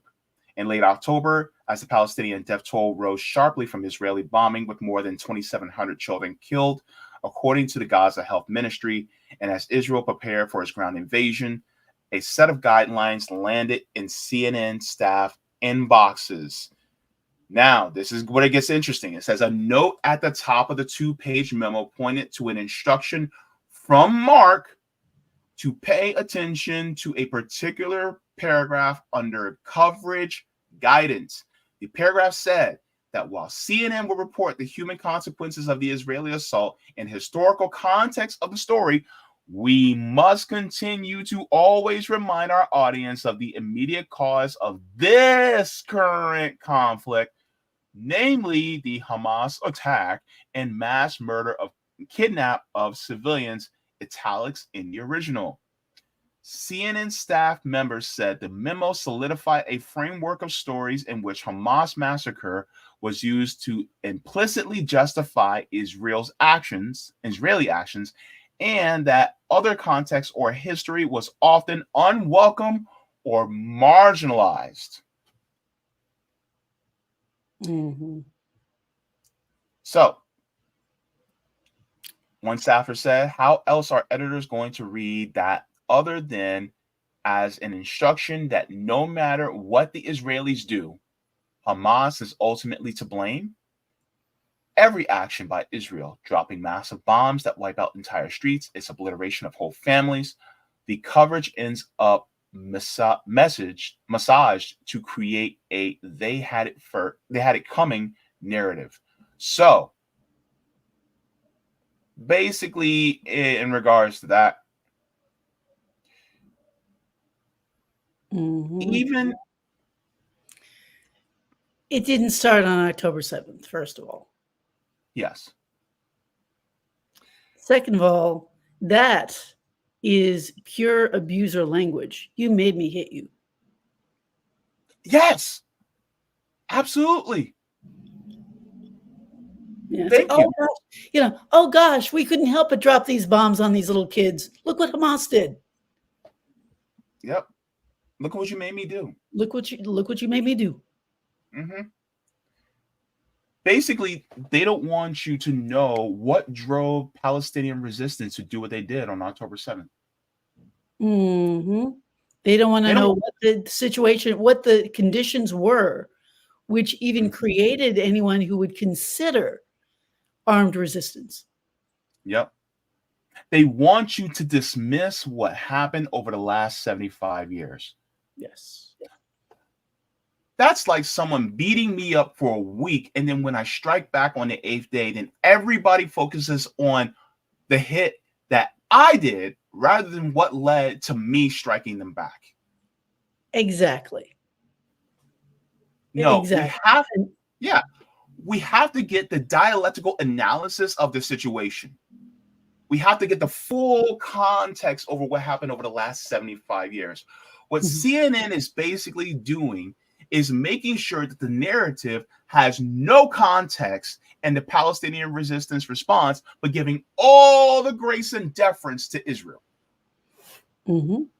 There was, I think it was Gideon Levy who said this, and I think he said it to Ehud Barak. Correct me if I'm wrong later, but he asked him outright, if you had been born Palestinian, what would you be doing now? And this is a guy who was a prime minister, and he admitted, I'd join a resistance group. Can you, okay. It's just like the question that I asked on Twitter. If you were born into an open air concentration camp, I know some people don't like when I say that, but that's exactly what it is. That is what it is. Where your food, water, electricity, and fuel are controlled by an occupying force. Where even the amount of calories per day is monitored by that occupying force. You have no freedom. You have no freedom to move out. You have no freedom to move in. And even if you're not in Gaza, if you're in the West Bank, you're subject to apartheid conditions, meaning there's certain roads you can't walk on. You can't drive a car. There's certain places that you have to go. You have to take, where some place it takes only 10 minutes to walk to, it takes hours to go through because you have to go through checkpoints because you're always looked at as a terrorist just by the color of your skin. Thank you. And if you're sick and you need special medical care, you got to beg and plead, and chances are you ain't going to get it. Exactly. Like a dialysis patient. Right? How would you feel? What would you do? And especially if you realize every single time they mow the lawn, get family and friends that die every single time. What would you do? What would you do if you were in Gaza? 100% exactly. There is not a human being out there who would not rebel, who would not try to break out of that, who would not also want justice? Yeah. Look, here's something. What happened with my ancestors when they revolted against slave masters? Thank you. Guys and girl. Yes. What happened during in Nazi Germany when they were able to get hold of some of the weapons from the Nazis? The Warsaw Ghetto Uprising. Exactly. Which, by the way, let me add, employed tunnels. So, look, Nat Turner's Rebellion, Warsaw Ghetto Uprising. Mm-hmm. So, you mean to tell me that an occupied people who are going through these horrific conditions, you don't expect them to fight back? Yeah. Are No, you they expect kidding them me? to lie down and die. You don't expect them to fight back. Yeah, no, they expect them to lie down and die. And that is the problem. And by the way, if you ask, I'm sure you probably know, I'm a huge advocate of single state. Yeah. Complete right of return for every Palestinian in the world to pre-47 borders. Now, these same people that are screaming, oh, we have to get rid of Hamas, we have to get rid of Hamas. If you said, okay, everybody can come back, equal rights, and we're done, single secular state, you wouldn't have Hamas.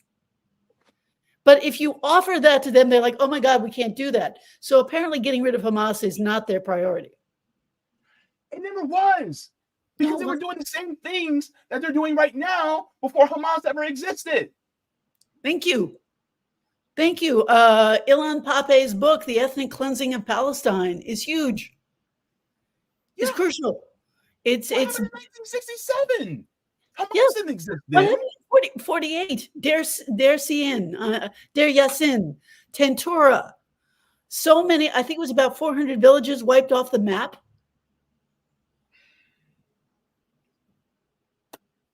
Yeah.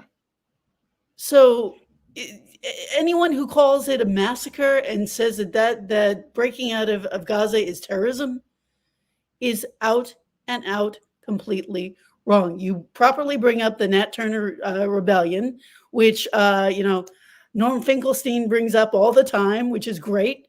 And even if there were one or two people who went over the line and did kill somebody, did something wrong, yes, they should be prosecuted. But that doesn't mean that the act itself of rebellion is invalidated. Mm-hmm. All right, so let me go back to this article because there's a lot more. This is oof. So this says, but CNN news desks and reporters have been instructed to not use video recorded by Hamas under any circumstances unless cleared by the triad in senior editorial leadership. What is the triad? So I'll share with you what the triad is. So the triad is a broad oversight of coverage from CNN headquarters in Atlanta, is directed by the triad. It says new standards, practices, legal, and fact checking. So that's the triad, right? So according to them, they cannot use any video recorded by Hamas at all, right? So even just to let you guys know, I can't even do it on YouTube. That's one of the reasons why I'm demonetized now. It's crazy. Because I dared share a video that was recorded by Hamas. How dare you? Yeah. Even on YouTube, we're barred from using any footage by them because it's considered terrorist propaganda. By the way, did you hear about the latest legislation that's getting through, being pushed in Israel? That anybody who quote unquote questions the narrative of October 7th can be prosecuted with a 5-year sentence. Yeah. Say anything And you're like, that's against the narrative, and we'll put you in jail. so Israel doesn't have free speech. It doesn't. The only democracy in the Middle East. Bull crap. Democracy, right? Yeah. Yeah. Now, even though it may provide more context of what's going on, because some of these videos, I've seen some of the videos, and it provides context for what's going on, even in the hostage exchange videos, which isn't violent or disturbing at all, right? I can't show those on YouTube because if I do, I'll get either a warning or a strike. Mm. So that's how it works. This is why if you're on accounts like Twitter, it's easier to see it on there. Yeah. Telegram, really. Yeah, for the most part.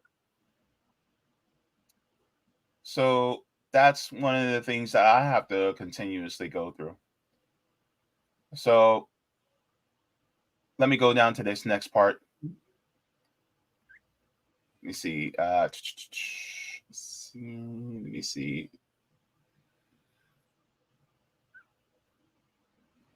Let me see.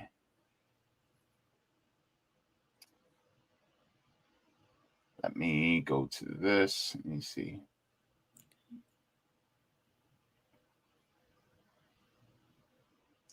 Wait, where is it? I have this other part I'm supposed to go. Hang on. Let me make sure I check my notes. Oh.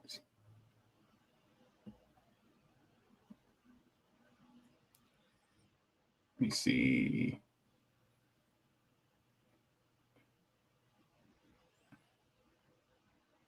Wait, where is it? Let's see. We're looking for. I have a particular point that I wanted to go to. Oh, okay. Mm. It was further down than I thought. I had in my notes. Okay. So it says CNN Insider says senior editors should have been treated the story with caution from the beginning because the Israeli military had a track record of false, exaggerated claims that subsequently fall apart. Mm. Surprise, surprise, surprise. I'll tell you, I one of the things I was involved with last year was confronting RFK on Shireen Abu Akleh, the journalist who was assassinated by Israel. And when you dig into that one, Israel lied from the get-go. It was amazing. First, it was she was shot by a Palestinian. Then it was, oh, well, it had to have been an accident. Mm-hmm. And once you see that once or twice, you know that absolutely anything coming out of the IDF is not trustworthy. No. They CYA continually. They lie outright. Yeah. CNN knows that. Mm-hmm. Anyone who reports in that region knows that. Yeah. And this article also calls into question about the 40 beheaded babies, which is, is not based in fact. There's no evidence to the claim about 40 beheaded babies. Mm-hmm. So, and then on top of that, there's also claims of the fact, which this article doesn't get into, about the sexual assault that is allegedly done by the Palestinian resistance, which there is no evidence of. So when people say, oh my God, they R-worded, I got to be careful what I say on YouTube, but they R-worded people, women, or they beheaded babies, right? Mm. There is no evidence to suggest any of that has happened. Let me throw in something, because those are the two areas that I'm if you want to carve me out as like, a special interest group, Jewish, female. Mhm. Israel harms both of them with the way that they weaponize accusations and cry wolf, both with anti-Semitism continually and Mhm. also this with the sexual assault. Because Mm. if you start using sexual assault accusations in this manner so that you can have camouflage for whatever else you do, that hurts women, because then we're not going to believe when things happen. Mhm. Period. The end. It's horrible. It's look at what happened with Emmett Till. Good point. Sexual assault is horrendous. It must be prosecuted to the top extent of the law. It should be taken seriously, but that doesn't mean that there aren't people who weaponize it. And that has to be acknowledged and dealt with. And Israel is one of the biggest perpetrators of this. Yep. Absolutely. So let me go into this. Says the push for more balanced coverage has been complicated by Israel's block on foreign journalists entering Gaza except under IDF control and subject to censorship. That has helped to keep the full impact of the war on Palestinians off of CNN and other channels while ensuring that there is continued focus on the Israeli perspective. A CNN spokesperson rejected allegations of bias. So this is literally Israel controlling the narrative on the ground so that CNN gets a one-sided view of what's going on. I just really don't know how else to put it. Yeah. I wouldn't be surprised if they're, we're plugged in because we're in social media. We deal with indie news. Mhm. I'm sure there are some, regular Jones and Janes and Johns on the street that don't hear this. All they see is what CNN puts out and what the mainstream media puts out. And that's a problem. Because they are fed the narrative that, oh my God, look at these horrible barbarians. Yeah. Genuinely. And sorry, go ahead. No. And they genuinely believe it because they hear nothing else. Yep. Absolutely. So with this is that Israel basically making sure that IDF accompanies the journalists on the ground and making sure that they don't go into areas that would ruin their narrative. This is like a social worker who goes to a home of abusive parents and they make sure the social worker doesn't go into the basement where they keep the kids in cages. If they never see it, then they don't ever ask questions. I want you guys to remember something. Some of these CNN correspondents and reporters that are on the ground, they also have hearts and emotions. Seeing what's really going on may drive them to tell the raw truth, so they can't be shown the areas that will humanize the Palestinian people. Exactly. And if they're embedded with the IDF, they're going to make friends. So, yeah, this guy over here told me that this is a situation, I trust him. It's another obstacle. Yep. So let me share this as well. It says some staffers say that the first few weeks of which CNN reported the Hamas attack like it was 9/11, more space was made for the Palestinian perspective, giving the escalating death toll and destruction from Israel's retaliatory attack on Gaza. Now, remember how they were trying to basically shut down all communications? There's a reason for that. Yeah. So here's what I will also want to share. Some say the problem is rooted in years of pressure from Israeli government and allied groups in the U.S. combined with the fear of losing advertising. I would like for you to expand on that just a little bit, if you can. Losing on advertising. I'm not too sure I can expand on that, but I'm sure that the heads of the advertising companies are probably, at least some of them are Zionist. Mm-hmm. Or buddies with other people who are Zionists, and of course they're gonna like follow along. Mm-hmm. I mean, ultimately, it all goes back to money. It does. When people talk about the coverage from these corporate news stations, you see who controls them right in front of your face. Mm-hmm. It's always the Exxon Mobils, the Pfizers, the ConocoPhillips, the Mercks. It's the Walmarts. It's the AT&Ts, the Verizons. It's always the Microsofts. It's always these big corporations. They're in your face. They let you know we own them. Mm-hmm.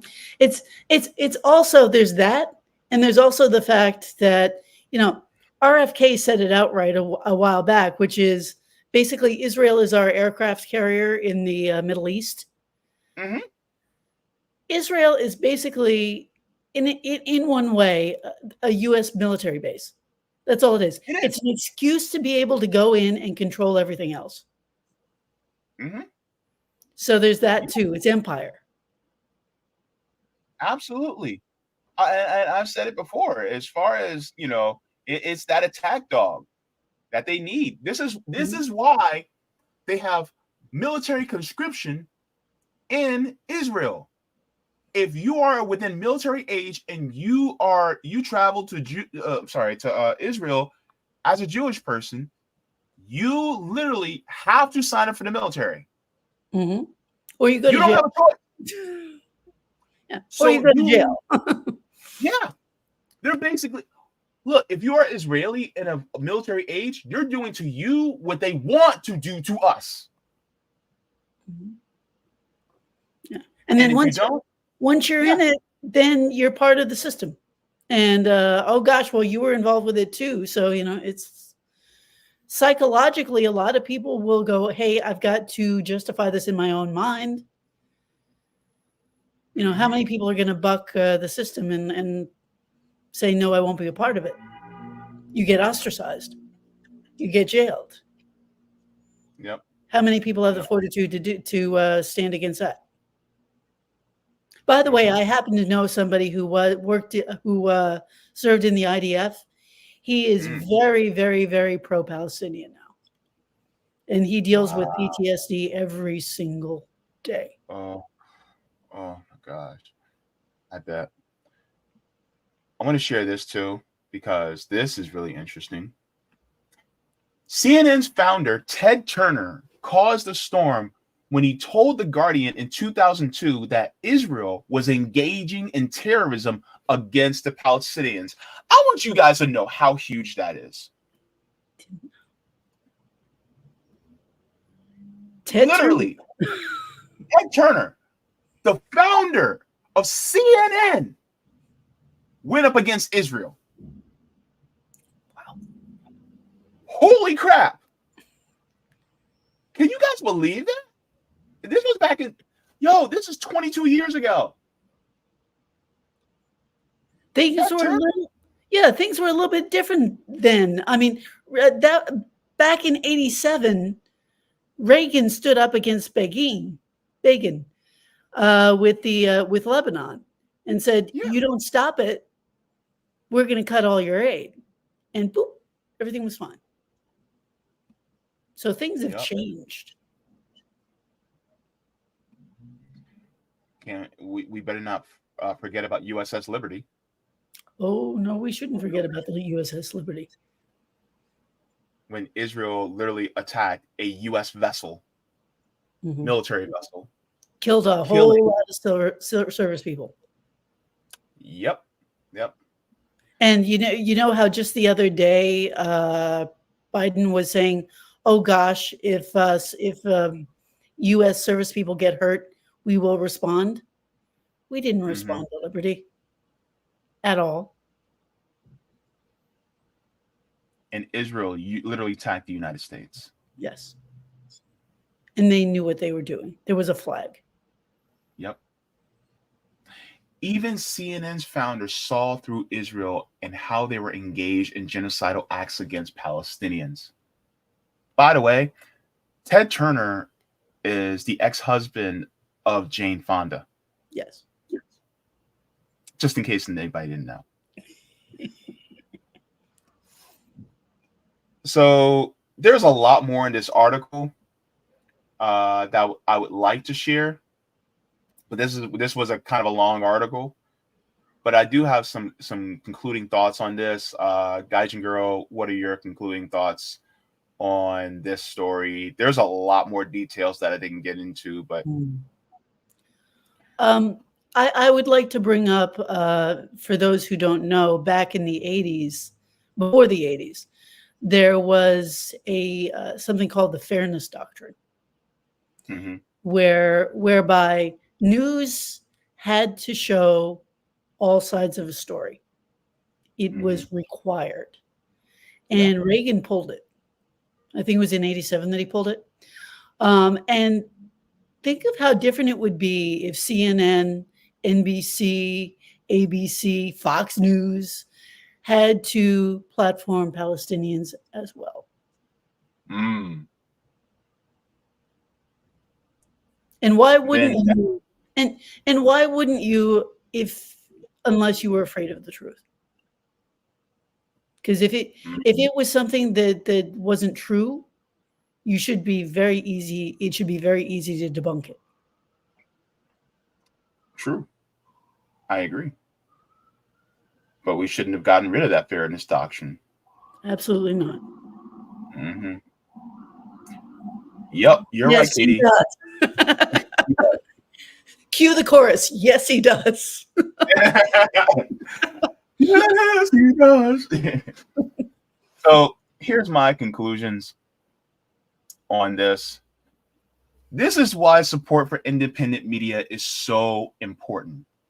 Whether you watch commentators and journalists like myself, RBN, Savvy Sabs, Lee Camp, Ron Placone, Danny Haifong, Kim Iverson, Fiorella Isabel, Seymour Hirsch, Margaret Kimberly, Max Blumenthal, Aaron Mate, Dan Cohen, Caitlin Johnson, Caitlin Johnstone, Rania Kalik, and more.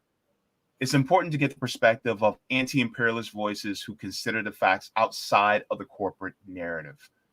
As we can see, CNN, MSNBC, Fox News, ABC, CBS, New York Times, Washington Post, BBC, France 24, and many others, they cannot be trusted fully.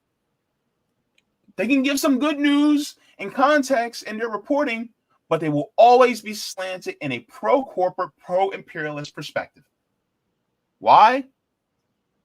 Because they need to keep the advertiser dollars flowing, which comes from those big corporations, those big multinationals who puppet the governments like Israel, France, Germany, Italy, the UK, Canada, and the United States.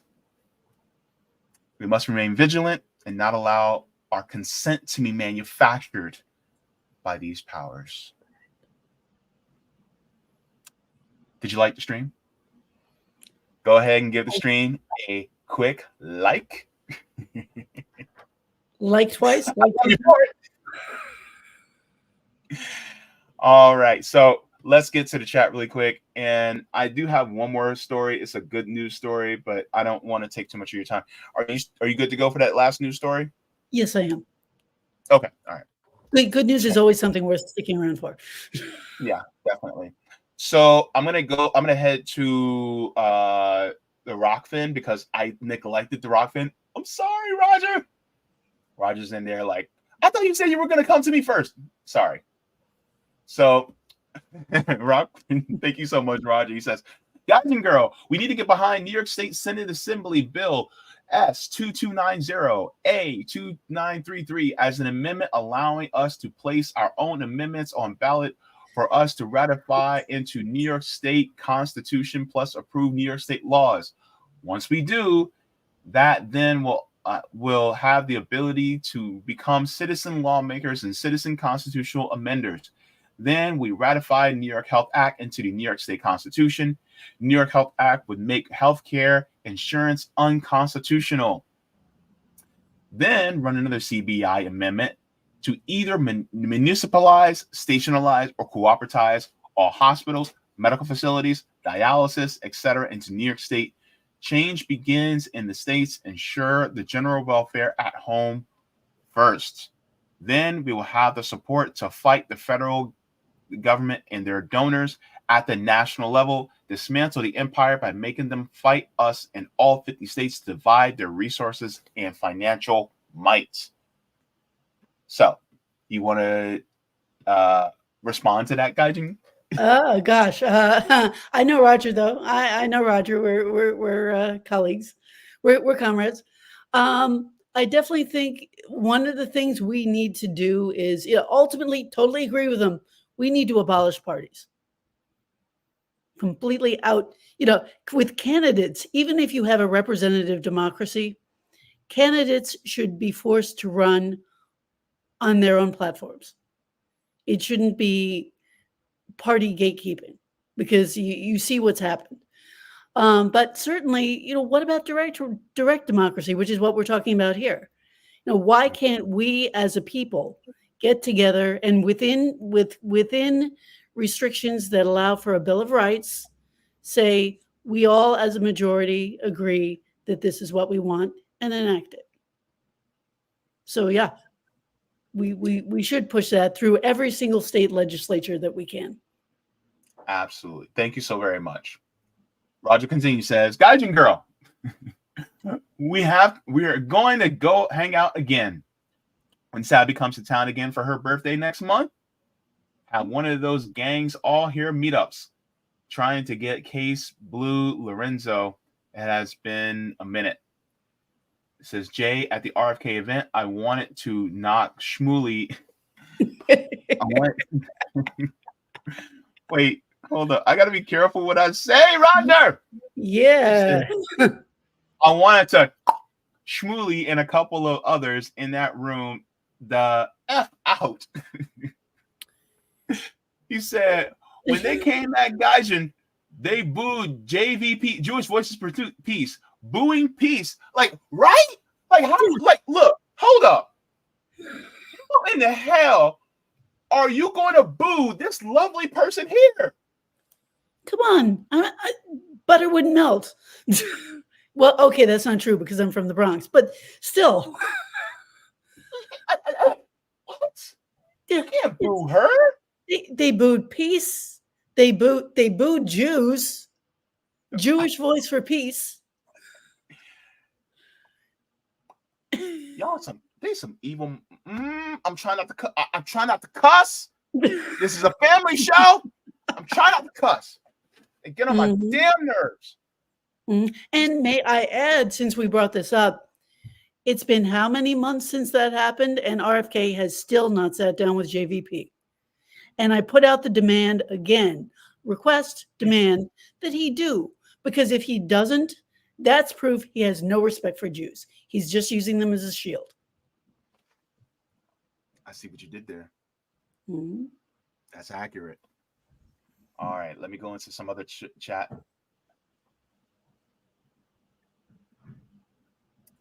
Let me see. So Zombie in the Air said a mass Hannibal. Yeah. So I think in the last couple of weeks, you guys who are regular watchers of the channel, you guys, heard me talk about what the Hannibal Directive is. It's basically a directive that Israel has so that if there's anyone held hostage for leverage purposes by Palestinian resistance, Israel will eliminate their own hostages in order to not have hostages that the Palestinians could leverage. So they basically, in a sense, shoot the hostage, right? So let's say they have 5 hostages in another attempt, right? What they'll do is, what Israel will do is they'll use friendly fire to eliminate those hostages. So those hostages are expired. So then Israel says, what hostages? We don't see no hostages. Mhm. By the way, just a few days ago, Netanyahu's son, who is chilling over in Miami, and having no problems whatsoever on his own, was quoted as saying that he felt that they should have used the Hannibal Directive more so that there wasn't a hostage problem. So the spawn of Satan speaks. Okay. Yeah. You can see how he was raised. Yeah. Amanda says there are so effing cluster effed in the brain over there from Zionism and the teachings of their government in the school systems, in their society, in their culture, in their propaganda, in their news. Kind of like here. I was going to say, us too. Reminds you of someplace, right? What else? What other places like that? Ah, interesting. Bryce Smith says, JB, you have to stand in the corner for telling the truth. Adults telling other adults to be quiet. The fuck is wrong with these people? Yep. Talkish says Israel went into full panic mode and to take pressure off themselves for they went full genocidal. Yep. On their own hostages too. Yep. Don't forget they're out there too. They're getting bombed. Mm-hmm. Yep. And hostages are literally being killed. And there was one who died that it turns out that he was gassed by the IDF, and his mother called it out. He broke his fingers trying to dig away from the gas. That's Israel for you. Yep. Gamer for Life says Israel has been committing crimes against Palestinians for decades. Over 7 decades. Yep. Jacqueline says, how many journalists, and not to mention UN workers, have been accidentally killed in the last few months? Over 100 journalists. Mm-hmm. The most moral army in the world, so to speak. Mm-hmm. Yep. Katie Lewis, referring to you, says she's absolutely right. Colin says, JB, can you reach out to the folks at Deadly Exchange working to ban cops training in Israel? I can try. To do that. So Deadly Exchange. I'm trying to figure out. Let me see. Deadly Exchange. Do I follow them? No, I don't. But I will follow them now. Yeah, so I'll reach out. Cool beans. Thank you so much. Are you you're in alliance with them, Gaijin? No, but they're great. It's great for any group that's against Deadly Exchange. I mean, I live in New York City. I mean, NYPD.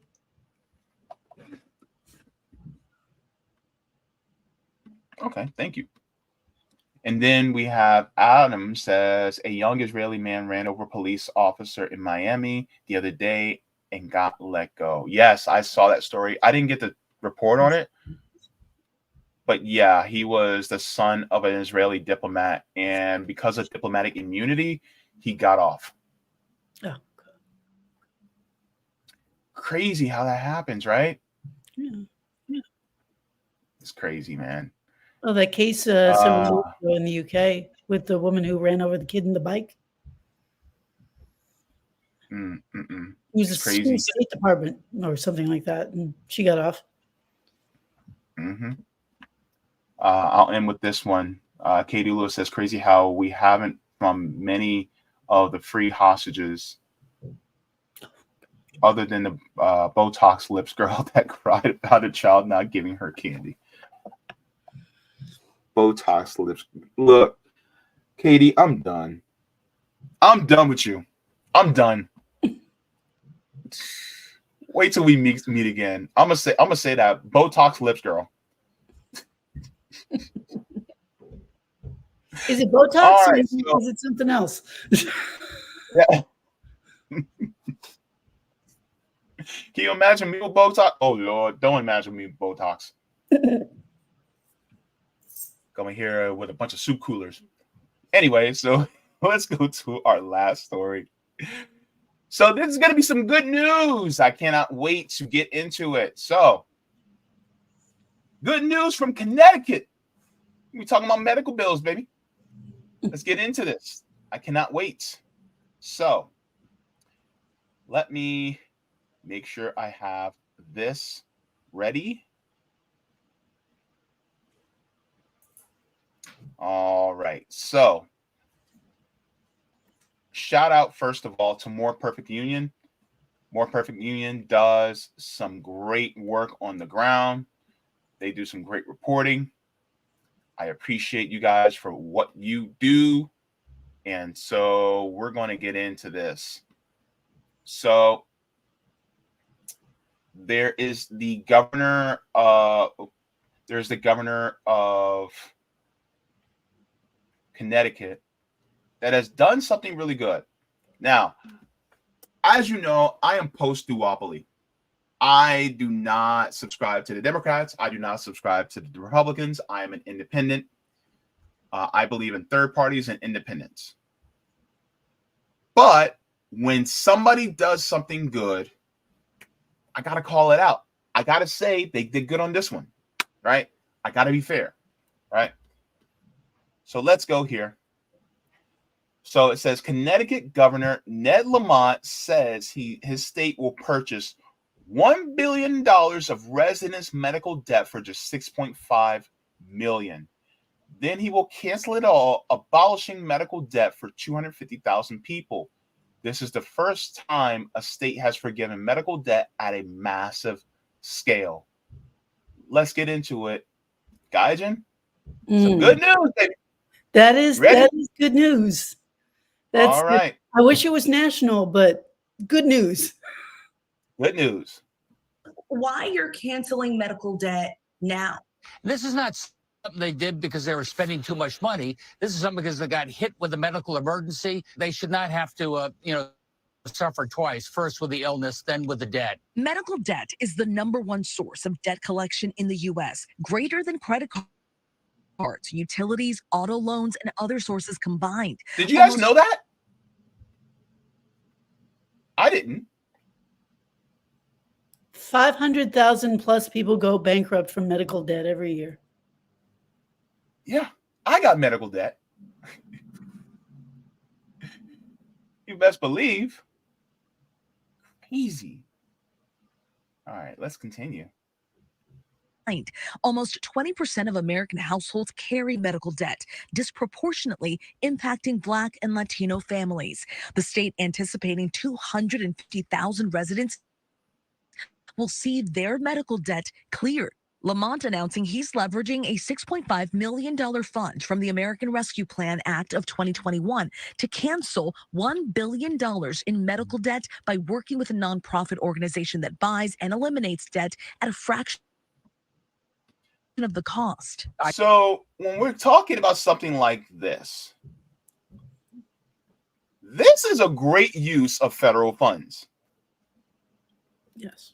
I'm not mad at it. It's a win-win. Of course. Like if you're going to use money from the American Rescue Plan, I say then all right, cool. I'm good with that. I do have some critiques, but for the most part, this is something that they're good with. Now let's continue, and then I'll give some of my thoughts. I think it's really important that people have a sense that they can start building wealth of their own. We're making that easier for people to do. And the best way to start is eliminate the debt you got. Eligible families include those whose medical debt equates to 5% or more of their annual income, or whose household income is up to 400% of the federal poverty line. Now, here's my critiques. Means Not testing. gonna be all positive, but I just gotta say, wait, did I? Okay, I forgot the. Anyways, so The income. you guys heard that, right? Yeah. Well, it's Okay. the fact that they have a ceiling on it, that it's means Yeah. testing. So basically, that's part of my critique. So now, while this is good overall, I honestly do not like means testing programs because in reality, nobody should have medical debt in this country. This also makes it easier for others, particularly a lot of conservatives, to demonize and repeal this action because others at a higher income, other people who might be at a higher income, but who just fall out of eligibility will not be able to benefit from this and still suffer. Now, it's a step in the right direction, but this also makes the case for a nationalized healthcare system, in my opinion. So 100%. Your thoughts? Totally agree. It's also, it creates that system with like, if you fall over that bracket and you're like, oh, well, I didn't get my debt cleared. That person got their debt cleared. So that creates the wedge where you can politically say, oh, this isn't fair. We got to get rid of it. Universal is universal. And that's true of, at least theoretically, anything else that's universal. You know, it's not like you can't go to the library if you're over a certain income bracket. You can't go to the fire department if you're over a certain income bracket. You have it all together so everybody's in the same team. Otherwise, you're playing people against each other. Plus, also, it's state. So you have the issue of federal. I mean, not to go into everything about MMT and that sort of thing, but federal, they don't have the same restrictions on spending that states do. So it's really better that it be nationwide. Otherwise, I 100% agree with you. I don't care who. Yeah, I don't care if it's a Democrat. I don't care if it was a Republican who put this forward. You got to applaud the effort. Yeah, definitely. Let's continue.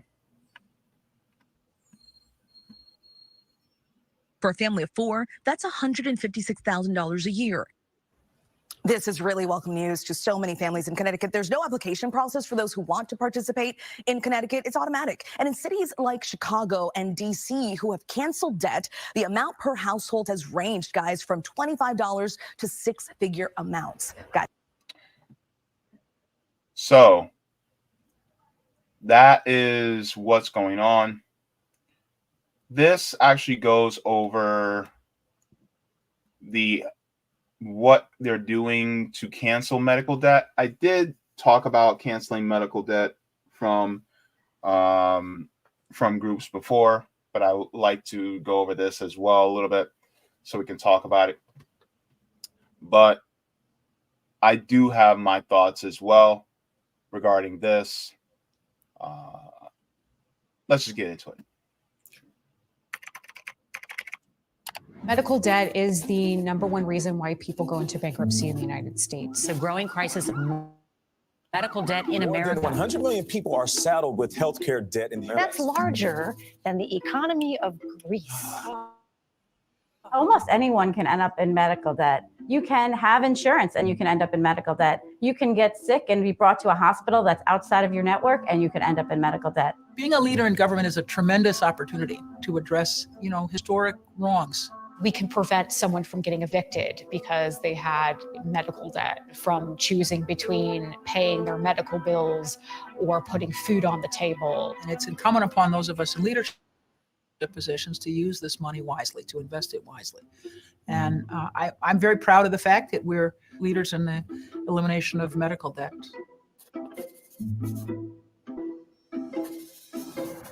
My name is Tony Krackwinkle. I'm president of the Cook County Board of Commissioners, which means I'm county executive for Cook County. Ways we were going to use our American Rescue Plan Act resources in this work. We are a charitable nonprofit institution that's mission is to end medical debt.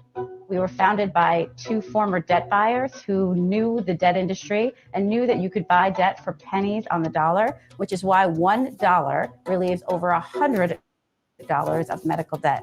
And we've gotten rid of over $7 billion of debt for over 4 million people to date. Okay, so the question is, who's eligible? We look for people that are 400% of poverty or below, or if the debt is 5% or more of the person's income. We're going to spend $12 million. That's our initial investment. $12 million over 3 years that they're using to get rid of roughly $1 billion of medical debt. That is a leverage that most social programs can't provide. That is why so many local governments are knocking on our door. We've gotten inquiries from around the country: New Orleans, Louisiana, Los Angeles County, Columbus, Ohio, Toledo, Ohio. Cook County was the first municipality that used American Rescue Plan dollars. We followed that model to allocate $800,000, and then the Lucas County commissioners are matching $800,000 for a total of $1.6 million. We can potentially get up to $240 million of medical debt off the backs of local Toledoans with a $1.6 million investment. So, what are your thoughts about using nonprofits like this to cancel the medical debt? That's a whole other issue. Freudian slip. Maybe just maybe somebody could do something like that, But what are your thoughts? Because it feels like a step in the right direction, but it feels like a Band-Aid on a big wound. You know what I mean? It's exactly what it is. You know what I'm feeling? That's totally what it is. It's trying to use like the state for something that should be a federal issue. There's limits. Governments have budgets. You're working with the rescue plan. There's a limit to how much you can get. Whereas if you did this on a national level, you could do it for everyone. It's good. I'm glad it's happening, but there should be more. Mm-hmm. What are your thoughts? So one of the things that I was thinking about in regards to this, now here's a variable I don't think that many people think of. You probably thought about it, but many people, it just didn't cross them at this point. While paying off the medical debt is good, why should we have the debt in the first place? That goes without debt saying. holders, these debt holders are happy that the government pays it off because now they're getting it straight from the taxpayers. Mm-hmm. So I say get rid of the middleman entirely and give healthcare as a human right. Oh, no need to paywall healthcare. Yeah. I mean, it's everything feeds into everything else. I was when I was listening to this, I was thinking about the fact that one of the insidious factors in medical debt is, so you're working, you've worked all your life. Believe me, actually, I know. And then you get hit with a serious medical condition. Suddenly you can't work. You don't have the income coming in. You don't have the insurance. That's how you get racked up. The medical bills start to rack up. Maybe you have some savings at first where you can buy some insurance. You lose that really quick. So the fact that we don't have universal health care is what causes this kind of debt to begin with.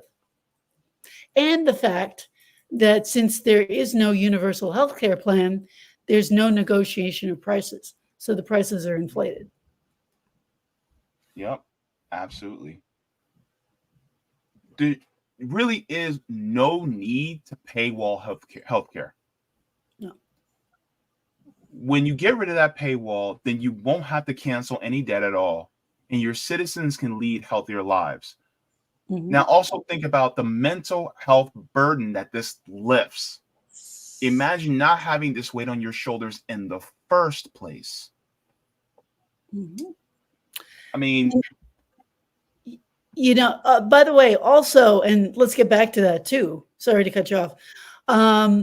Also think if you want to like cater to the capitalists and the conservatives, all the money that is going into paying this medical debt is not going to other goods and services.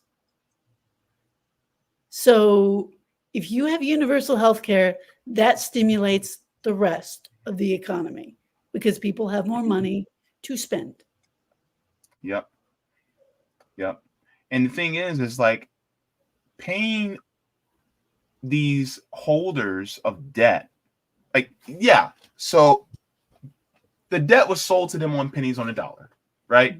Yeah. Now they're holding your, let's say you have $100,000 in medical debt and they're holding that, and they bought the debt for $1,000. Mm-hmm. Yeah. And they're trying to get like $30,000. You know, they're trying to settle for $30,000, right? Even though it only cost them $1,000 for it. The thing is that let's say even if we just paid them $2,000 to, you know, to kick rocks, I was they going to made a whole bunch of money off the taxpayers in the first place. Like these companies should not exist. Yeah, they should in the first place. That's why I say it's a step in the right direction, but we shouldn't even have to give it to them. We shouldn't. I would say pay it off just so you don't have any grudges. Yeah. And it's not something that they can weaponize. Oh my God, look what you did to me. Yeah. So but then that's my take thing. away the situation. Yeah. And then take away the situation that caused this. Exactly. Like take that money that you would otherwise give to Ukraine and Israel, pay off everybody's medical debt, and then get rid of having medical debt, period. Basically. Exactly. Take some of that money that you would use for the military industrial complex and pay off everybody's medical debt. Mm-hmm.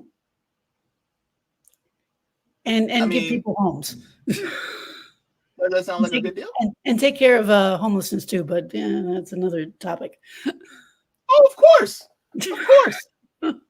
Make sure that nobody's homeless. Yeah. Because that's a whole other thing. That's a whole other deal that a lot of people don't want to talk about, because people think that you are homeless, it is your own damn fault. When in reality, it is not an individual issue. It's a systemic issue and requires systemic solutions. Yes. It's also not that's a whole other conversation. Also, right, it's not your health. It's not. And that's another thing that we should be talking about, is how homelessness is bad for our health. Yeah. So go ahead and give the stream a quick like, because that pushes me out into the algorithm. Thank you so very much. Let me go to the chat really quick, because Roger's like, I got another thing for Gaijin. I'm like, okay. Roger. Again. Okay, go ahead. Again. Okay, so this is from the governor of New York. What is this?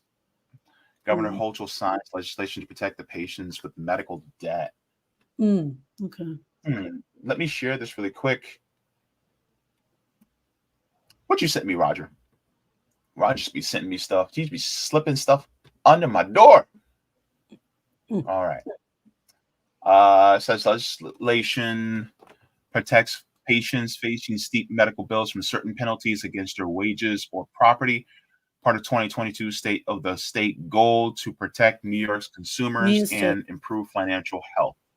Governor Hochul today signed legislation to protect patients facing steep medical bills that can lead to wage garnishment or liens against their property. Quote, no one should have to face the threat of losing their home or falling further into debt after seeking medical care. I'm proud to sign legislation today that will end this harmful predatory collection practice to help New Yorkers from these unfair penalties with medical debt, a burden for far too many. This is an important step to address this crucial issue. All right, so thank you so very much for this, Roger. What I'll do is I'll also share this into the private chat for you, Gaijin, so that you can have this as well. Okay, great. And I'll share this into the chat as well so that everybody else can have access to this, and not access and the Democratic Party lingo, but you actually can just grab it right now because it's yours. See what I did there? That was good. All right, so let's go to the rest of the chat. Amanda says Democrats don't organize. They don't take care of the working class. They don't take care of the working poor. They don't care about citizens of America. They don't care enough about the world. While I agree largely, once in a while, they do some positive things. They do. Even Donald Trump did something positive for dialysis patients. I call that out once, when I see it. But largely, are they horrible? Yes. Yeah. And do I say get rid of all parties? Yes. And will they have to answer for the crimes that they committed? Yes. Put them in jumpsuits. Orange, please, so we know where they are in case they escape. Colin says they're definitely getting sued, though. I hope not, but if they do, I hope that they have a strong, I hope they have strong representation that keeps the suit away. But I can see these corporations trying to sue. Yeah, they would. Jacqueline says if Connecticut has done this, is it likely that other states will follow suit? That's the hope, right? Yeah, I'm sure some will. Not all. What would be your prediction of the next state to do something like this? Oh gosh. I'd like to say New York. You would like to say New York. I would guess the next one will probably be a state like Colorado. I can see Colorado doing this next. If not Colorado, then maybe Oregon. Okay. Why do you think those? What's the?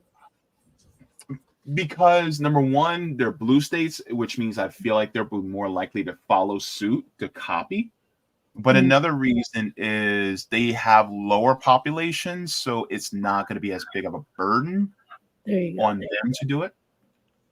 So those are going to be like the lower population blue states.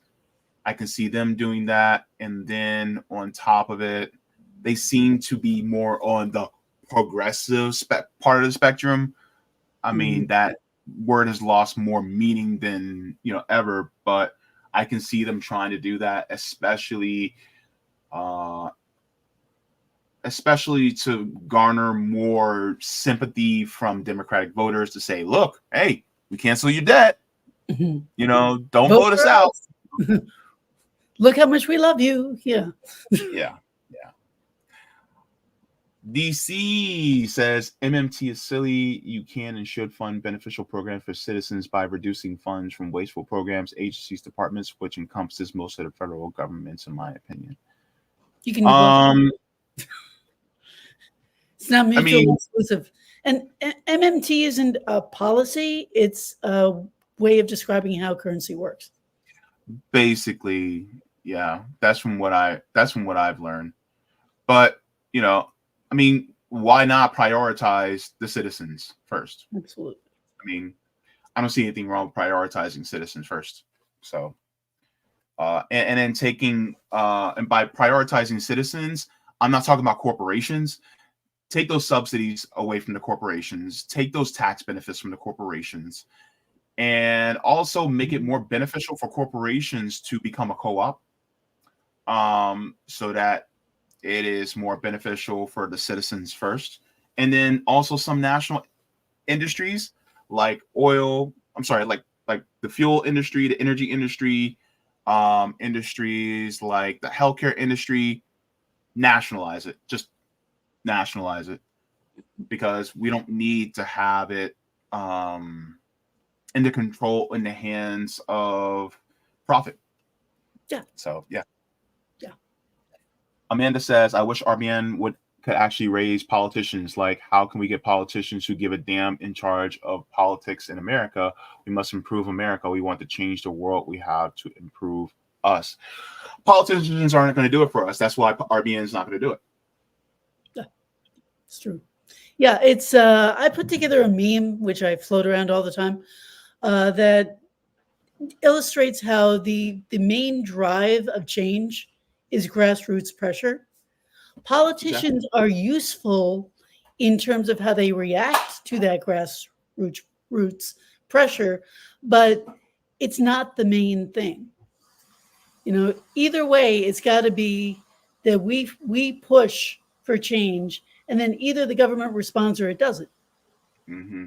Yeah, and you know, while I understand your frustration and you care deeply about changing the world, Amanda, one of the things that I will encourage is that it's like what Roger Meadows always talks about is what are we doing on number one, the local level, number two, and our means to affect direct democracy, i.e. ballot initiatives. These are some of the ways in which we can actually do things without even having to go through a politician. So could that also be an avenue that you can look into more within your state? Hopefully you're in a ballot initiative state. And so you can do that a little bit more. But also, you know, this is why we save us. We do things on the ground because ultimately politicians can be adulterated. They can be manipulated. So while I do say, you know, if you want to focus on electoral politics, you can go ahead and do that. But that's like the floor, right? That's not even floor. That's really the basement. What the focus is actually building community. Like, for instance, what they're doing at R.E.A.L Orlando with the farm, right? Could you be helping out, you know, on the ground work with what they're doing, you know, with people like that within your city, within your state, within your county? You know what I mean? So that's, I think, one of the best ways. But yes, thank you so much. You know, we definitely want to improve, and I see that fire within you, Amanda, and I appreciate it. And thank you so much for the comment. A quick thought on that. Sure. I mean, I do think if someone who's absolutely terrific comes up, they should be boosted.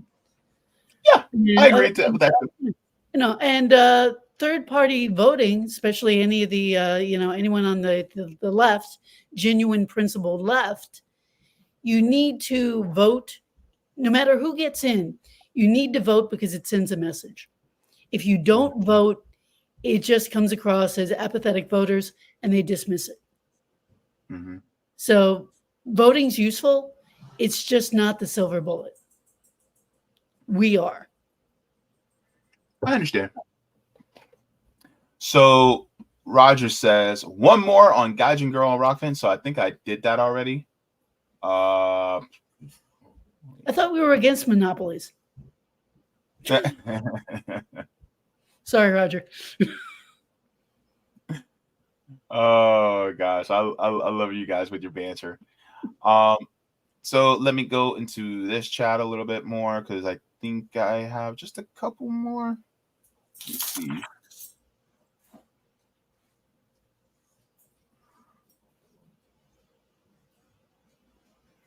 Roger says, "Oh yes, I read it.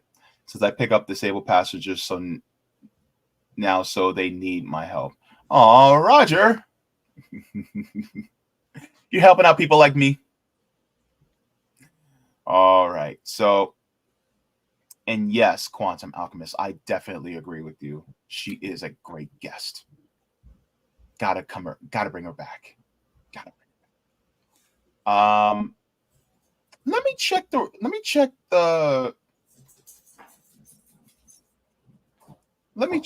the Rumble side, because let me see. Do we have any Rumble? Rumble? Okay. Looks like they're listening quietly. All right. Okay, everybody. So that is basically it for this stream. It was a smashing success with you guys. I am so happy that you were able to come on. I definitely want to come on again. Yeah, and I actually went way over my time. You know, I plan on doing like 90 minutes, but sorry.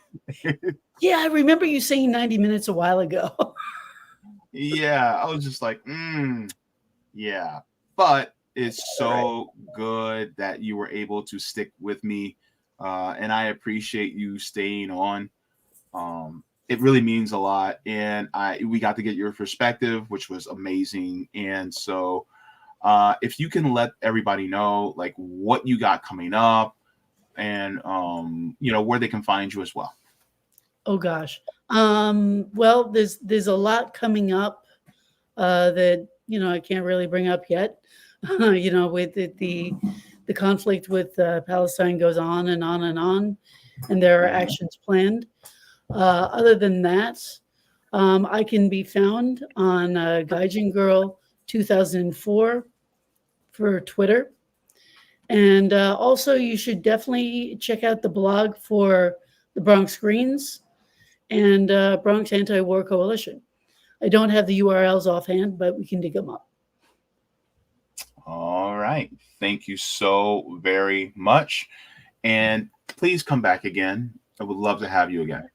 Yes, we have so many more things to talk about. A lot more to talk about. It's going to be great. Yeah. All right, guys and girl, everybody. All right, I'll catch you on the Twitters. All right. All right, thanks. Bye. All right, everybody. So make sure I put her Twitter link in the chat as well. So thank you so very much for that.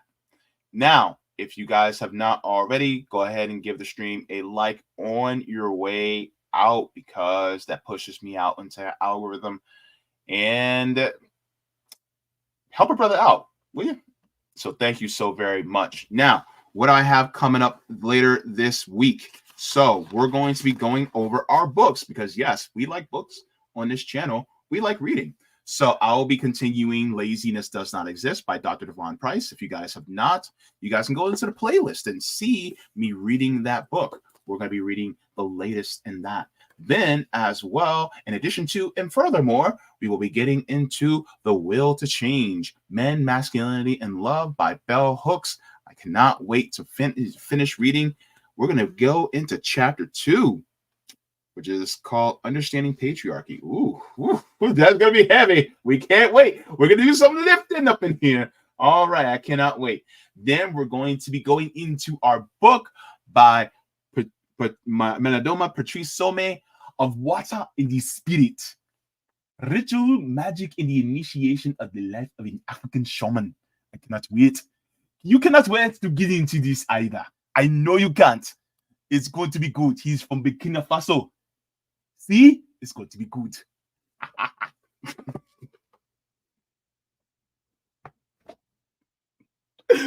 Oh gosh, why in the hell y'all watch this channel? I don't know, but I'm glad you do. Anywho, so we're gonna clear it out here. I think I had something I was going to close out with. Sometimes I like to close out with some there are some things I like to close out with, some funny videos, because I like to close out with stuff that makes people laugh.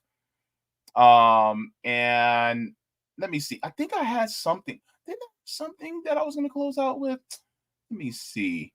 I know I was going to close out with a fun video. With a fun V, you know? I'm a fun guy. Let me see. I thought I did. Oh, well. I wanted to. I thought I had one. But apparently I don't know.